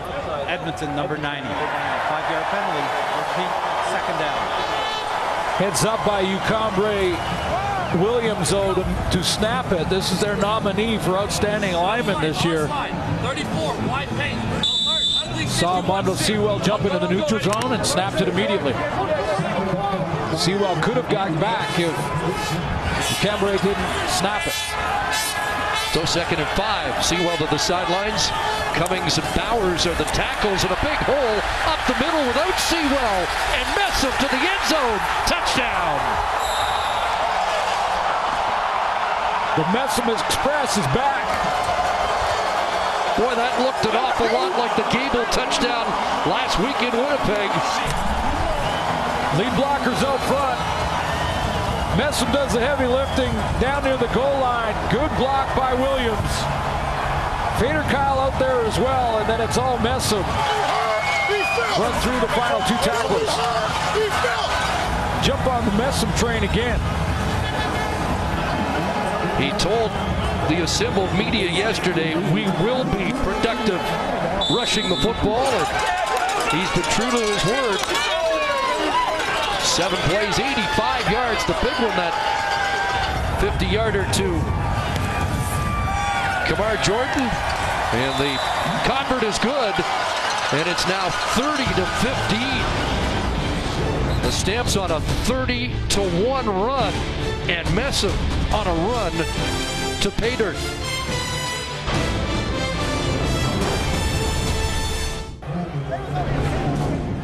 Corey Jones isolated on this play. Now Jones is about 8 yards off the line of scrimmage, and watch Ucambre Williams come up the field on the block, the lead block right here. Now the mistake Jones makes is that he picks a side. He's got to take the lineman on straight up and then make Jerome Messam dance behind him to find a cut lane and allow the rest of the defense to rally to it. He took a side, Williams blocked down, and away goes Messam.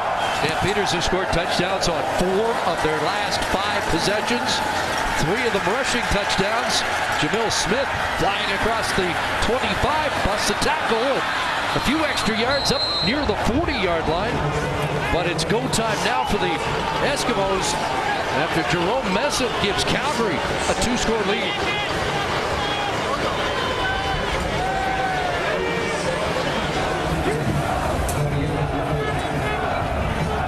Again, it was 14-0 Edmonton, 30-1 since that point for the Stampeders. Last week it was the Eskimos scoring on 4 consecutive second-half drives, and looks like they're going to need that kind of production here to get to Ottawa. Riley looks downfield. He's got a wide open Fidel Hazelton. The catch, momentum, brought him out of bounds when he might have scored, but with the wind playing havoc with the football, did well to track it. Yeah, and it's moving it around, so this is not an accuracy issue for Mike Riley. This is a wind issue. Wide open on the double move. Fidel Hazelton on the sideline and corrals it. It's 43-yard gain in plus territory. Big one for the Eskimos. Their second explosion play of the day. They had the 69-yard touchdown to Walker. Take the Gable, a pump, and drilled inside. Intended for Zylstrup, incomplete. Ciante Evans on the corner with the breakup. He loved the challenge. Ciante Evans loved the challenge of not only the #1 receiver in the game in yardage, but a receiver that in 3 games against Calgary had over 400 yards. And he said, bring it on. I want a challenge. I'd love to cover him and just track him across the field.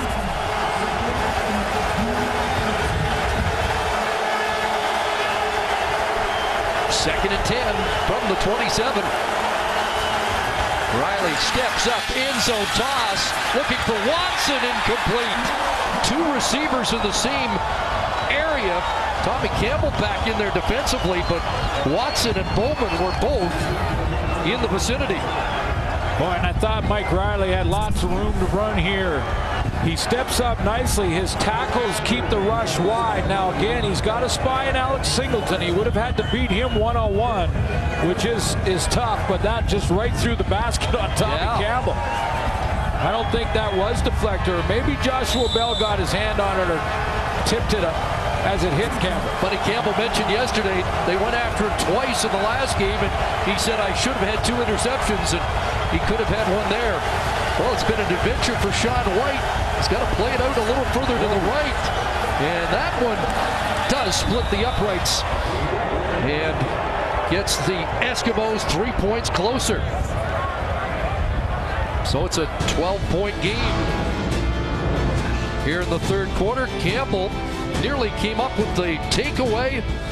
Dejection there as the Eskimos get 3.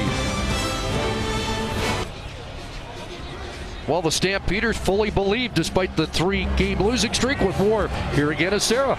They sure did. Everyone kept asking them about the way that the regular season ended, but they were able to downplay it. And so there was also a benefit, they thought, to maybe not being the heavy favorites. It's a position that so many of them have never been in before. You think about last season, a 15-2-1 record. Dave Dickinson said that maybe coming in not as the heavy favorites would be different for them. It can be a heavy weight to bear. They started to believe maybe their own press clippings a little bit. Bo Levi Mitchell saying that he's noticed a renewed focus, drive, and mindset amongst this team, that they need to be able to be the one to make the play. They're not going to rely on others. And guys, I can tell you from the sideline, perhaps though all this talk about other teams has also provided a little bit of motivation and a chip on the shoulder. Jerome Messam, when he came off after that last touchdown, was quite animated about how all anyone has wanted to talk about over the last 4 weeks has been C.J. Gable. He'll give them something else to talk about tonight. He has indeed. Stamps with the ball, Messam the carry. The big guy is going to emphasize the point, isn't he? Across midfield into Eskimo territory, and a little look to the green and gold bench after a 25-yard run. Well, he's got that acceleration back, and that's the difference. You add the speed, the foot speed to Jerome Messam. If he's injured and doesn't have this foot speed, then 260 becomes a slow 260 and just a big target for defenders. But when he's got that foot speed back, then 260 becomes a weapon, and he's shown it in this one. Led the league most of the season in rushing until he tailed off at the end and finished third. 9 carries, 60 yards, and a touchdown for Messam so far. First down at the Eskimo 50. The hitch will get close to 5. That's Tavares Daniels with his first catch of the game.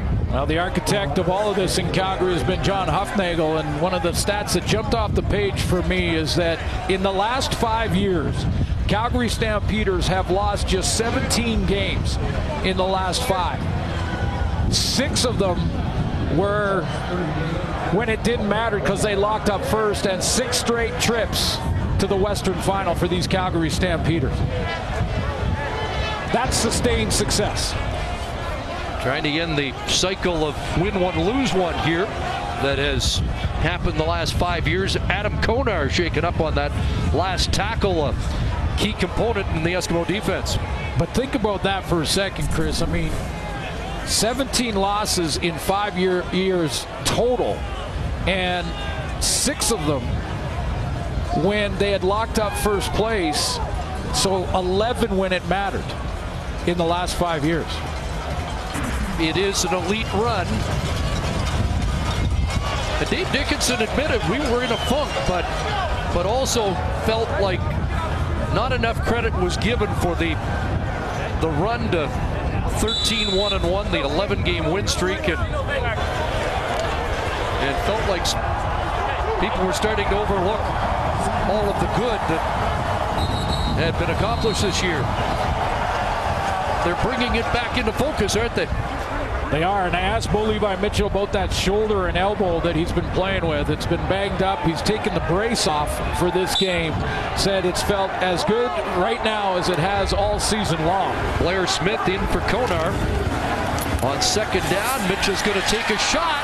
Got an open receiver and a drop for Anthony Parker when it could have been a touchdown. Boy, it's tough though. I mean, for these receivers, it's tough to play the win because it's causing havoc even late in the play. I think that ball moved again. He had it tracked and was just looking at it right into his hands, and then it moved in the wind again. I know I'm giving him a little bit of an alibi. That one you want to make, but it is difficult to track the ball in the wind. Like catching butterflies out there right now. They're going to try a 53-yarder here. We'll make it officially a 52-yard attempt. And this is up, and it is pushed right. Jamil Smith's going to give up a point. Must have been under instructions. You often see a missed field goal, big return possibilities, but he didn't even think about it.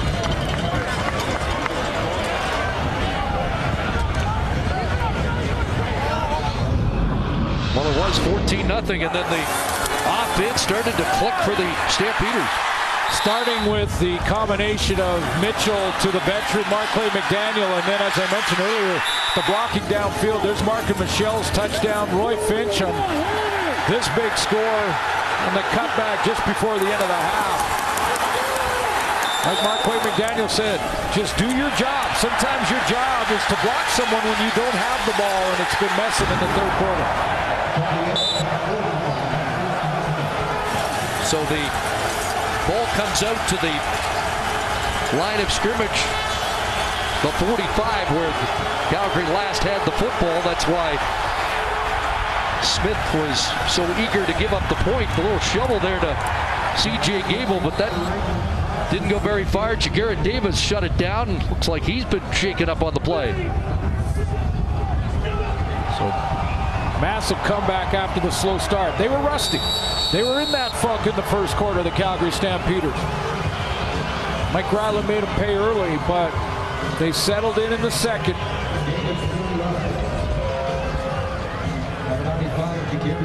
Again, Davis shaken up on the play, and so Gene Fodders will have to come in. Cordero Law was also considered this week. He has not played this year, hurt late in the preseason. A guy that Dave Dickinson believes could be a star defensive end. He Jeff, has starred in the past and could be available next week. Jeff in the command center, you there?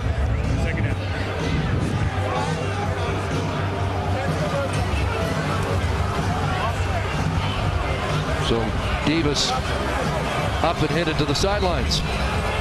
Boy, it's been a good group up front, though. Micah Johnson, 9 sacks. Jagarrett Davis, 9, and missed the last couple of games. Hughes led the league.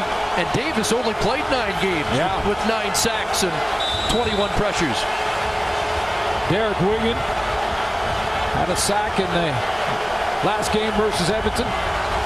2nd and 8. Riley time, and that's a drop. Hazelton couldn't hang on. In tight coverage, Joe Burnett, the former Eskimo. Joe Burnett's a veteran. Hasn't played in a while, but a veteran, and he was right there to pull that out. He's no Tunde Adeleke. If you're just joining us, he was injured, started in that spot, but did not return, and a good play by Burnett. And Joe Burnett back for the first time since breaking his leg in the Labor Day rematch against the Eskimos. Been running around for the past 3 weeks, and this is his first game action.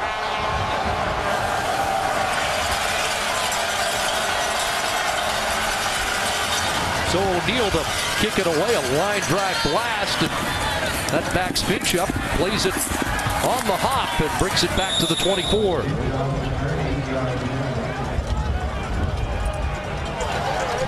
Next Saturday, the warm-up to the biggest party of the year. Grape Hip Saturday gets you set for the big game. 6 hours of CFL coverage, including features from team practices, CFL's Wired Best of 2017, and more.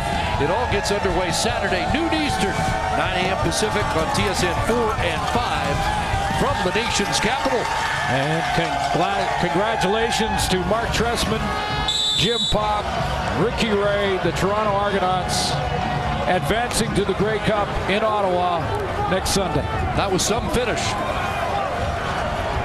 Christian Jones with a dramatic punt return touchdown that gave the Rough Riders the late lead until Ricky Ray went to work one more time. There's Blair Smith in for Adam Konar, and he makes a tackle on Jerome Messam here in the final half minute of this third quarter. Will we have that kind of fourth quarter drama here in the Western Final? Well, based on the direction of the wind right now, when they switch around, Mike Riley will have the wind at his back in the fourth. But as I mentioned, it's been a little unpredictable.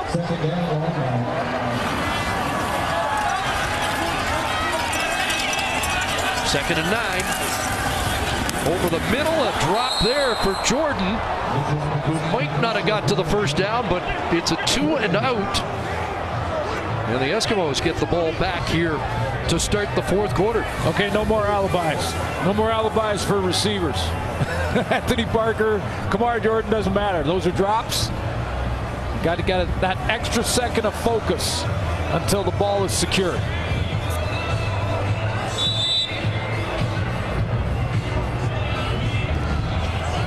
Maver with Smith awaiting inside the Edmonton 40.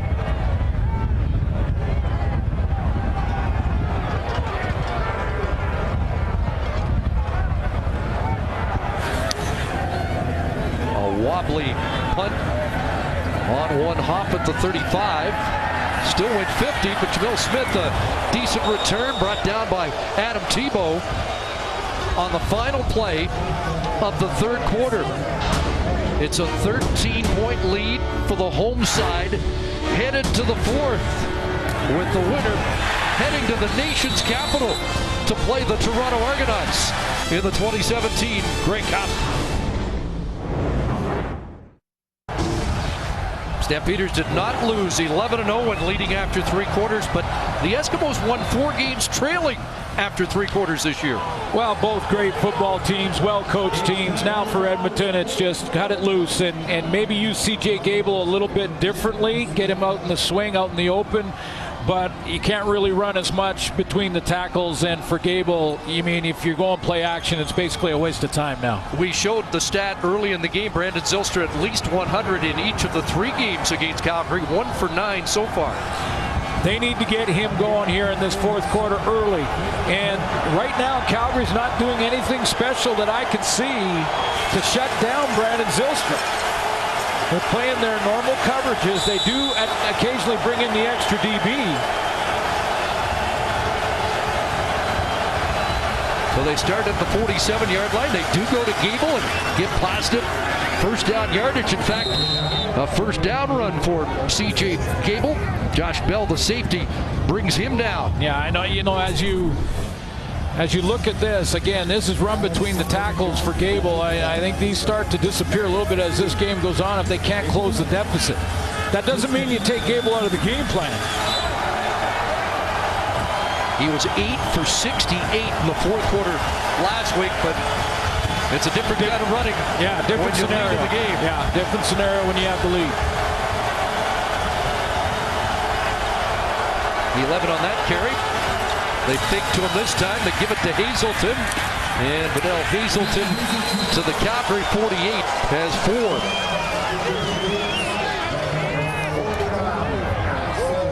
Well, against Calgary and for the entire season, this has been Zylstra time. 10 games over 100 yards, 3 against Calgary.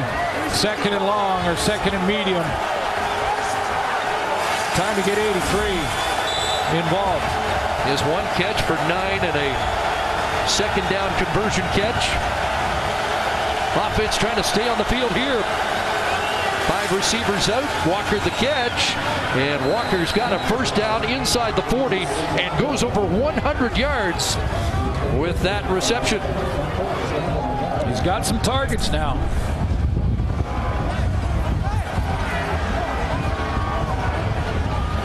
Stutter step from Darrell Walker and then a stiff arm on Tommy Campbell. That was the A stiff arm. to the Stamps 38. Trying to reel this back into a one-score game. Pressure on. Riley in trouble, and he is dropped. Charleston Hughes, who led the Canadian Football League in sacks, had 2 in the regular season against Edmonton, 11 for the season, and a big one here. Check the splits here. They're going to isolate him on Colin Kelly, the right tackle. Real wide split for Charleston Hughes, and the tackle steps down, leaves him free off the edge. Can't leave him free. Had the t-shirt on yesterday that he made up. I sack. That's what he does. That's what he does. 99 in his regular season career, matching a Stampeder record. Second and long, Riley steps up, gets it away. Zylstra the target, incomplete. And he has had blanket coverage all afternoon. Brandon Smith there again. Brandon Smith picks him up on the crosser, and the 2 things that Smith does well here is A, stay on that hip pocket till the ball arrives. The hand around the waist is okay unless before the ball arrives he turns Zylstra. He doesn't do that, so he doesn't draw the penalty flag. Textbook coverage by the veteran Brandon Smith. Didn't play the first 6 games, and Stampeders secondary gave up a lot of yardage early in the year, and then consolidated when he got back. So O'Neill looks to pin the Stamps here.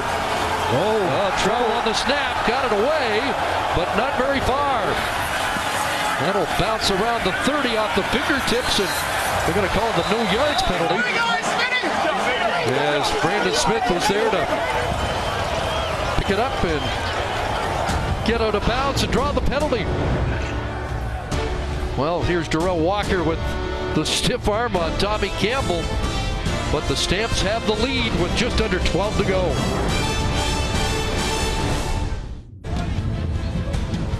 The CFL playoffs on TSN are brought to you by the 2017 GMC Sierra Elevation Edition.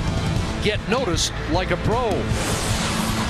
And what we noticed on that last snap was Odell Willis instead of Levi Steinauer. He does it all, and getting a report on what happened to Steinauer, but in the meantime, that snap low and away was from defensive end Odell Willis.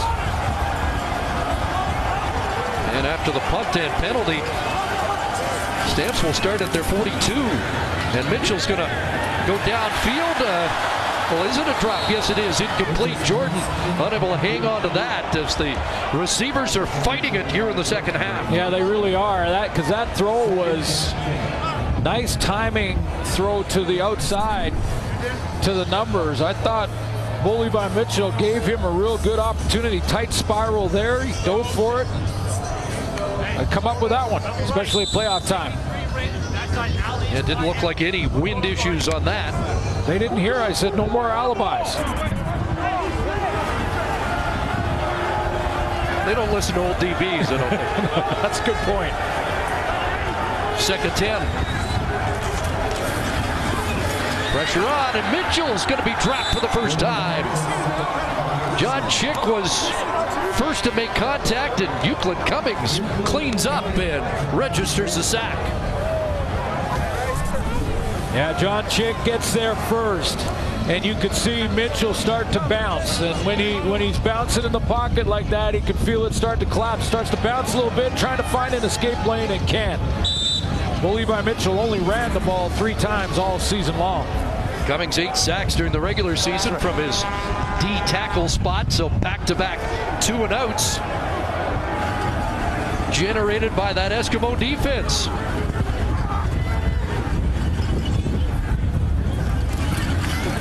Pressure on Maver, got away a line drive boot. Smith scoops that up. They'll get a no yards penalty at the 45.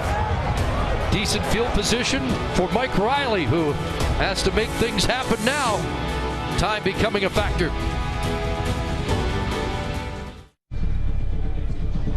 The Flash, all new, Tuesday at 8, 9 Mountain on CTV. Back at McMahon on a what was balmy, now blustery November Sunday afternoon with a trip to the Great Cup game on the line. Eskimos football at their own 50-yard line. Riley couldn't find anybody on that side of the field. Now under pressure, throws it away. And it will be 2nd and 10. Yeah, watch how they're trying to, and now I'm watching a little bit of Zylstra and a little bit of extra coverage. Here's Zylstra trying to run this curl. They line him up wide this time, and Riley trying to look over there and watch how Seontae Evans going to drop him. He stays deep, and he's picked up underneath right here. This is almost dropping him off to make sure that the secondary knows where Brandon Zylstra is. Just 6 for 18 on 2nd down. During the year, they were over 40% on 2nd and long. 2nd and 10 here. Pocket collapsing. Riley stands in, guns it underneath. Catch made by Hazelton, but short of the 1st down. Adam Tebow's in that secondary right now. A veteran reserve player in his 4th year. And on 3rd and 4? Eskimos are staying out. He has come in for the extra DB, just in coverage, knowing the situation and the score, and that Riley's going to try and start pushing the ball. 3rd and 3.5, and they're going for it with 9 minutes left.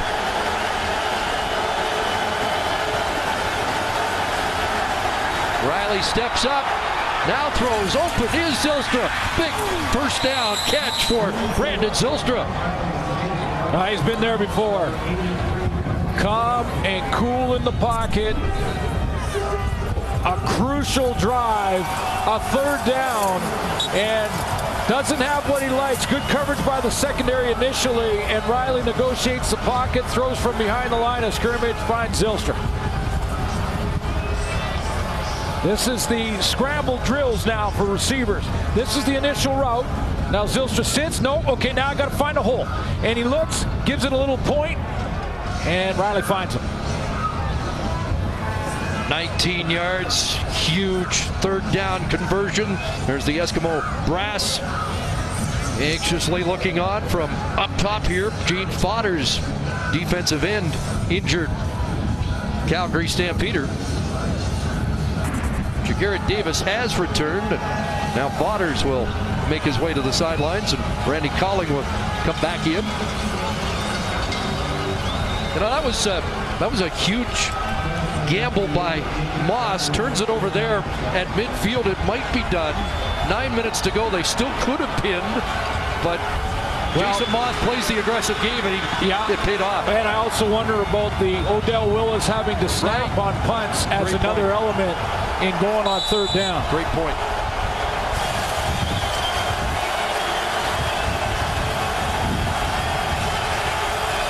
So 1st and 10, draw to Gable. And Gable down to the 30. Maybe 3 to 4. You get the feeling the way that the Calgary secondary is covering right now that if Edmonton's coming back, Riley's going to have to create like he did on the 3rd down play to Zylstra. He's going to have to create with his legs, get outside of contain, and make it happen once the initial routes are broken. Just 5 carries, 13 yards in the game as his parents look on from the sidelines. 2nd down, loads it up, looking for Hazelton, got it! Fidel Hazelton out at the 1. Most accurate throw of the game for Riley, because with the wind as a factor here and the fact that Riley's got a guy hitting him as he delivers this one. This is the deliberate throw to the back shoulder of Fidel Hazelton, and it was money. Hazelton flips his hips. Nothing Campbell can do about it. The accuracy on that throw, absolutely perfect. Hazelton stuck that left toe into the turf. Inbounds, and Riley will plunge for the touchdown, and the Eskimos are back in it. 12 touchdowns in the regular season for Mike Riley, and a big one here midway through the 4th quarter. Needed a 3rd down play to get it done. They found Zylstra. That play Mike Riley made it happen, and he finishes the drive making it happen, driving in the end zone in behind his center, Justin Sorensen. 6 plays, 60 yards. The drive that gets them within 7. And now a key extra point.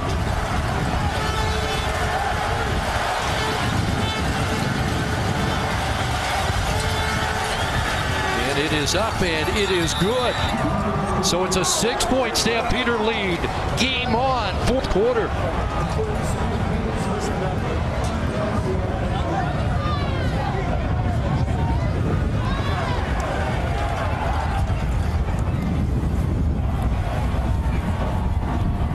So Mike Riley with that big connection down the sideline to Hazelton, and then the sneak for the touchdown.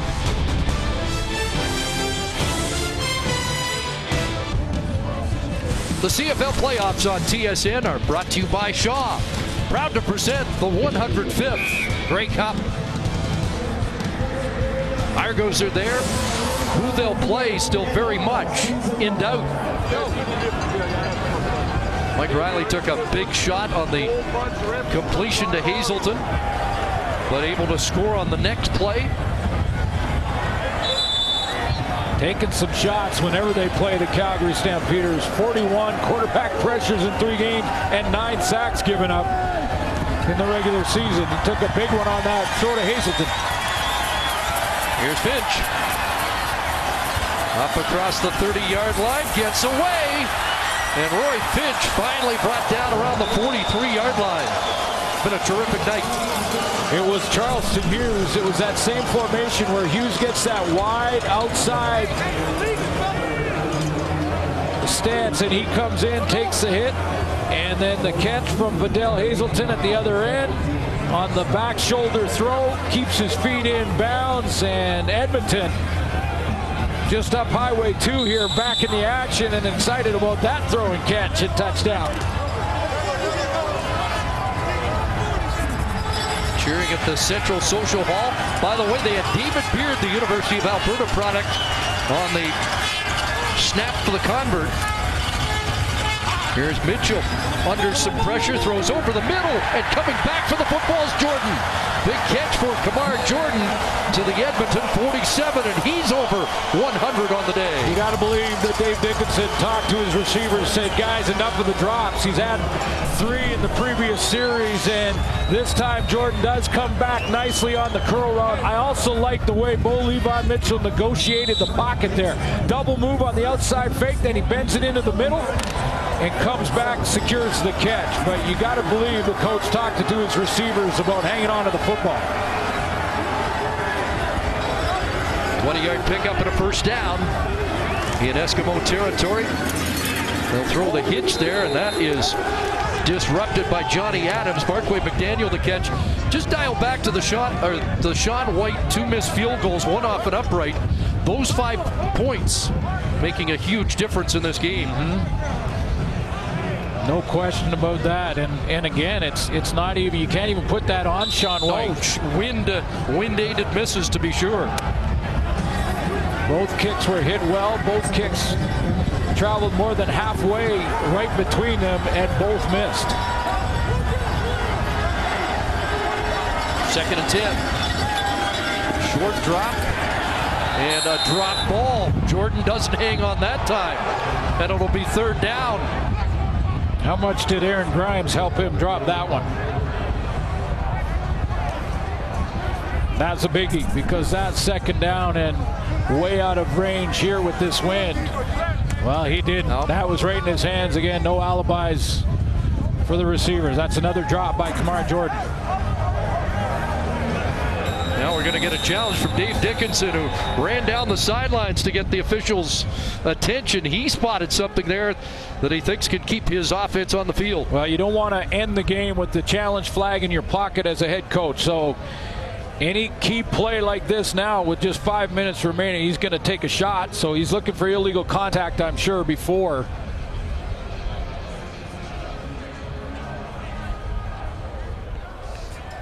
Calgary is challenging that there was illegal contact on their receiver, number 89. We'll review the play. So not illegal contact on the intended receiver, Kamar Jordan, but illegal contact on Tavares Daniels, who was lined up beside Jordan on the play.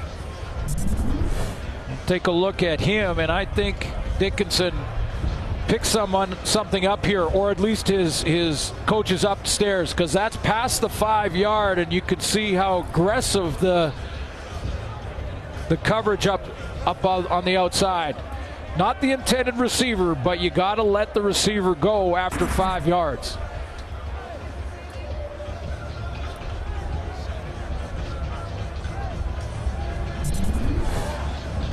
There's Johnny Adams up here at the top in press coverage. Now take a look at where they are on the field. Now past 5, and Adams still got him tied up. Now, again, they didn't throw the ball to him, but they had to stop making contact at the 42, and he continued to have him tied up around the 40. So we'll see if they get confirmation of that.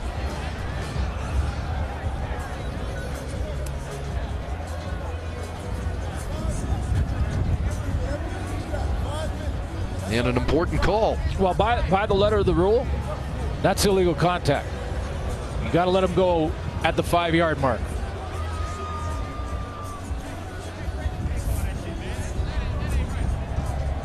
Taking their time with the call, though. That's deep. Johnny Adams says you can't call that. A quiet game for the Notre Dame product, Tavares Daniels.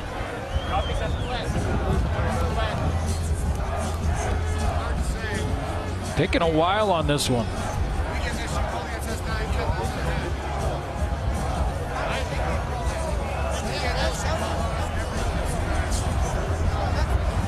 After review, the ball was thrown to another receiver prior to the contact. Therefore, there is no illegal contact.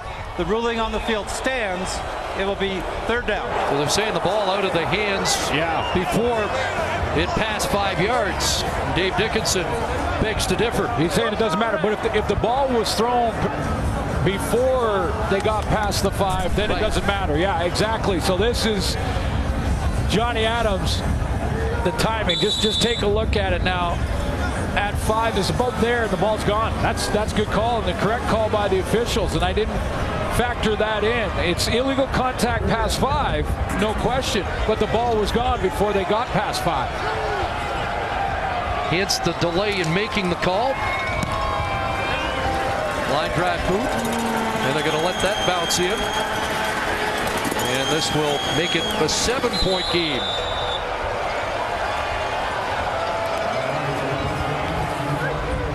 Get noticed like a pro in the 2017 GMC Sierra Elevation Edition.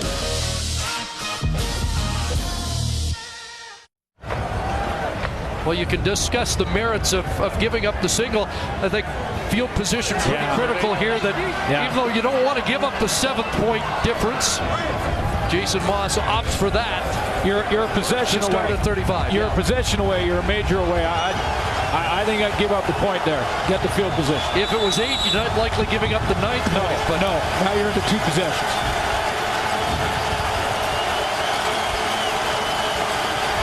Well, the Eskimos at the 35, down by 7. And a pass to Darrell Walker, complete 4-7 at the 42. Sets up 2nd and 3. By the way, in Canadian football, time for 2-3 more possessions. Be a couple possessions for both teams, depending on how it plays out. Yes, this game being broadcast in over 150 countries and on ESPN News here tonight. Mike Riley goes over 300 for the 2nd consecutive playoff game with that completion to Walker. 2nd and 3, a fake inside, and Zylstra's got it. Every catch Zylstra's made has been for a 1st down. Been few and far between in this one, but still important. And he still has that breakaway ability.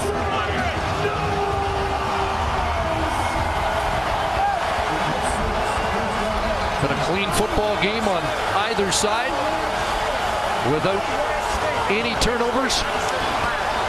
If one's made now, it might decide the whole issue.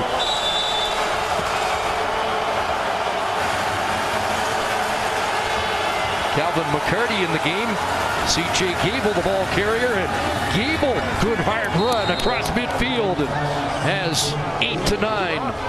Trying to catch the Calgary defensive line up the field because they're thinking all pass all the time now from Riley. So this is just a change up, trying to catch him up the field and get their running back in behind it. A good solid run by Gable gets him in second and short. Got 8, second and 2. Gable at 51 yards rushing in the game.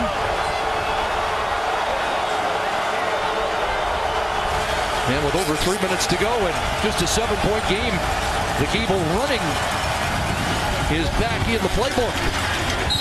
And he's got a first down to the 50. It's getting down to crunch time here. It's the playoffs. You win, you go to the Grey Cup. You don't, it's garbage bag time. This is where if you're receivers, you're saying, I want the ball thrown to me right now. Put the game in my hands. Darrell Walker, they've got the talent. There is Bowman. You saw Zylstra. Well, they've called the 3-minute warning here. Exactly 3 minutes left, and the game in the balance here. Eskimos down by 7, but with the football.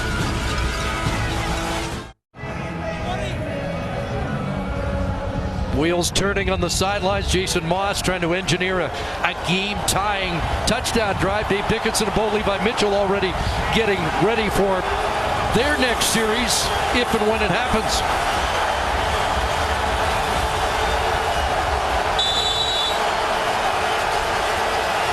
Coming down to the final 3 minutes of this West Final. First down, Edmonton. Pressure coming. Riley's in trouble. Got it away and almost intercepted. Joe Burnett was close to the football. Pascal Louchard was an intended target, and Charleston Hughes turned up the heat. Well, that's what this defensive line can do at any time. To get the big pressure, collapse the pocket in it, and Joe Burnett there, I think, was shocked that the ball came out.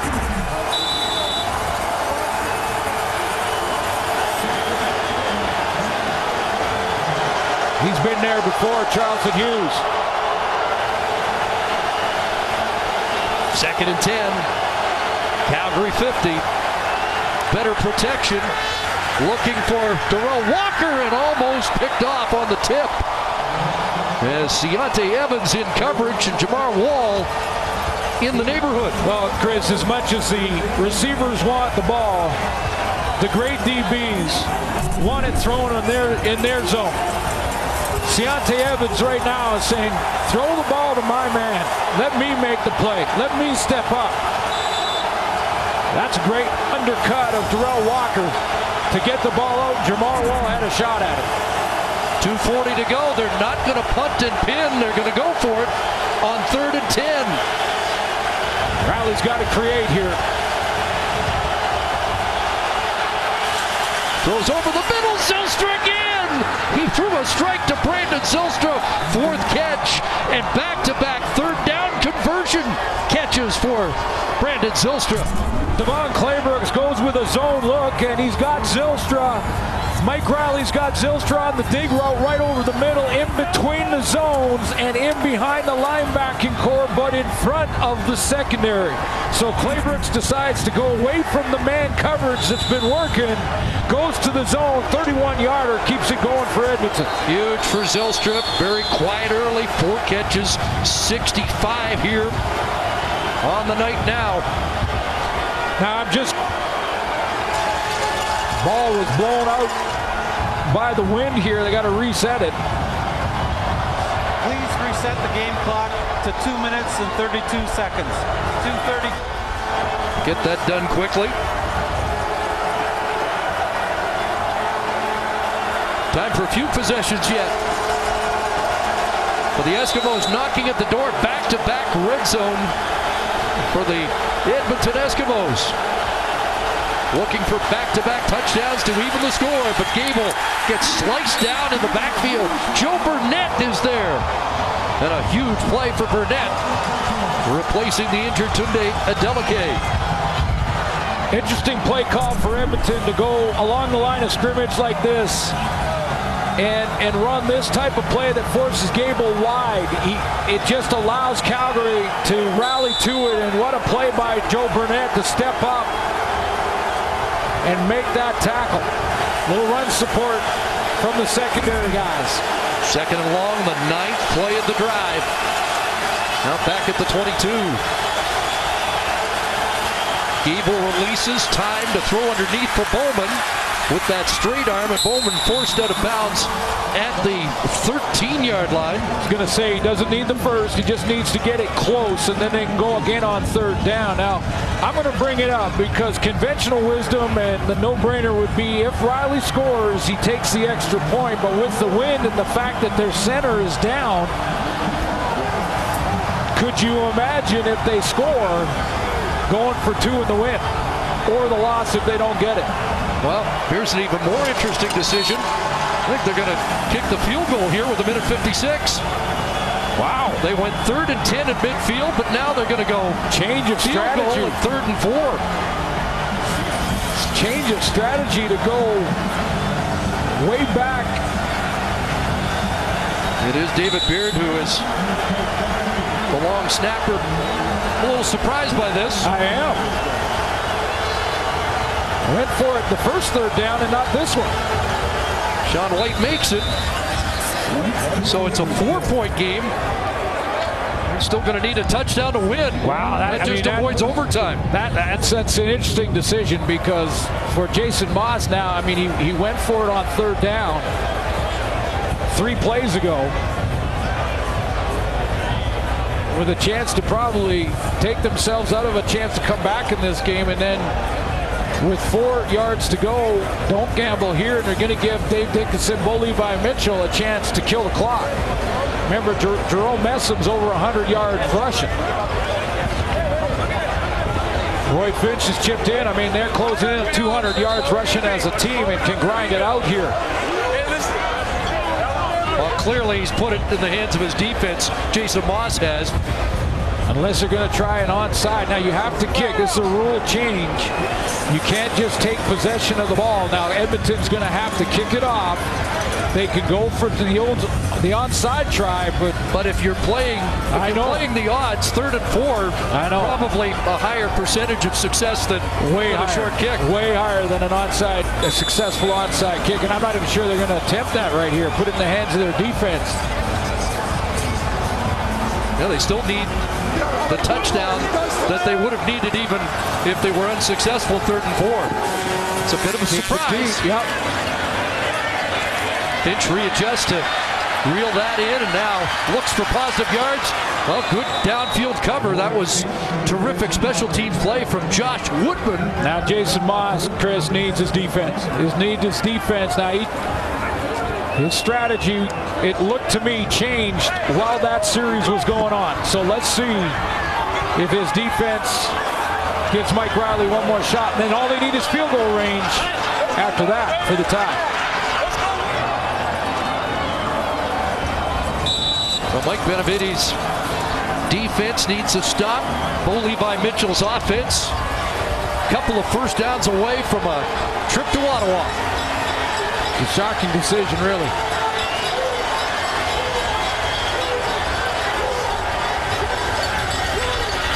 Hand off Messam. That shouldn't surprise anybody. That's a big gain on 1st down for Messam. Plowing up to the 32-33. It's going to be 2nd and 3. Yeah, I'm just looking at a 4-point game here, and just surprised by the decision. Jason Moss. Need to rip it out.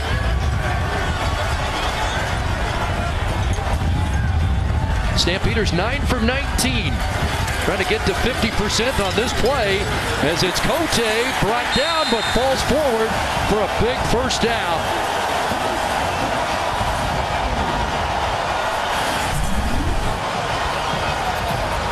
There's Cote. Across the formation. Ladler tripped him up, but Forward momentum got him to the first down stick. And the clock is running. And we're down to the final minute.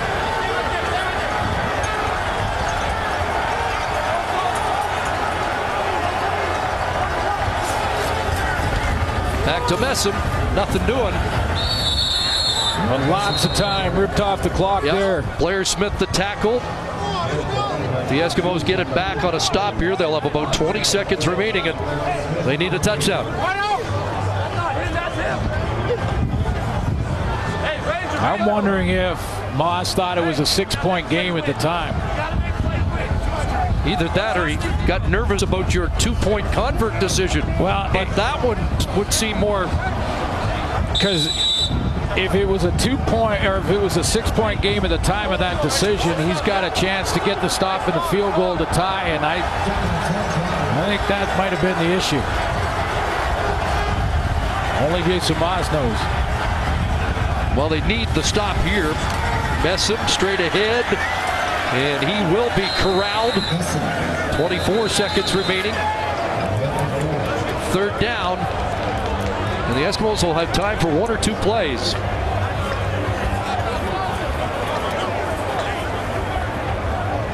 Clock stopped on an Eskimo timeout.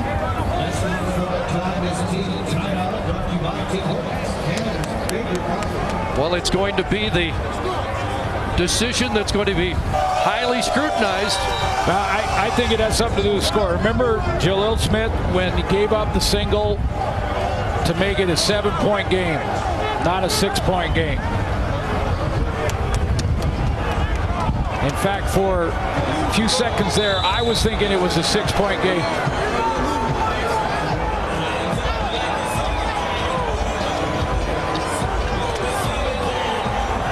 But a 3rd and 4, when you need a major anyway, doesn't make any sense. Jamil Smith back looking for a big return, something the Eskimos haven't got this year. A punt return touchdown. Smith drops it, lost it, and does Calgary have it? If they do, they're headed to Ottawa. And yes, the Calgary Stampeders have the football.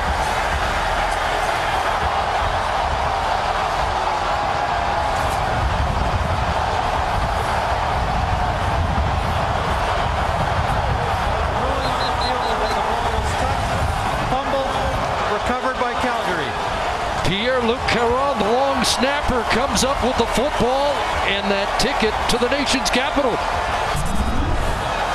The 2 teams that won their divisions will play for the Grey Cup. Patrick Levels down there in a hurry. Smith was thinking about the return before he made the catch. In fact, much of this year, Brandon Zylstra was back because Smith had some difficulties in field position decisions like that, but he gives it up. Calgary's got the football. They'll run it out. The final 13 seconds in victory formation.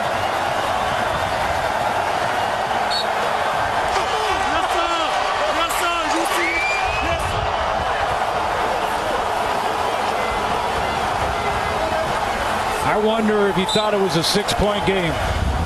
Be interesting to get his thoughts on those decisions down the stretch. 3rd and 4 is not a guarantee, and not against this defense, #1 ranked defense in the league. That was interesting. How does Calgary, Toronto in the 2017 Grey Cup sound?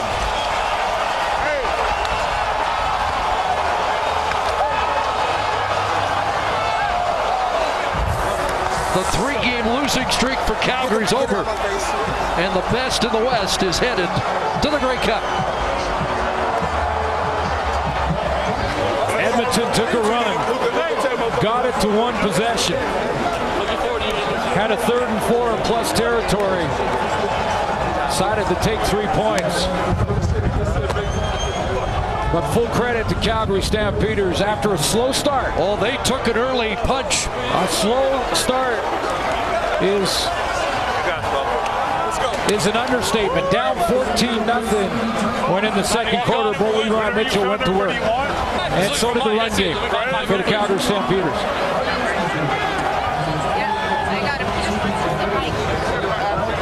6 straight wins for Edmonton until a defeat here at the hands of their Alberta rivals. 2 great Warriors congratulate each other.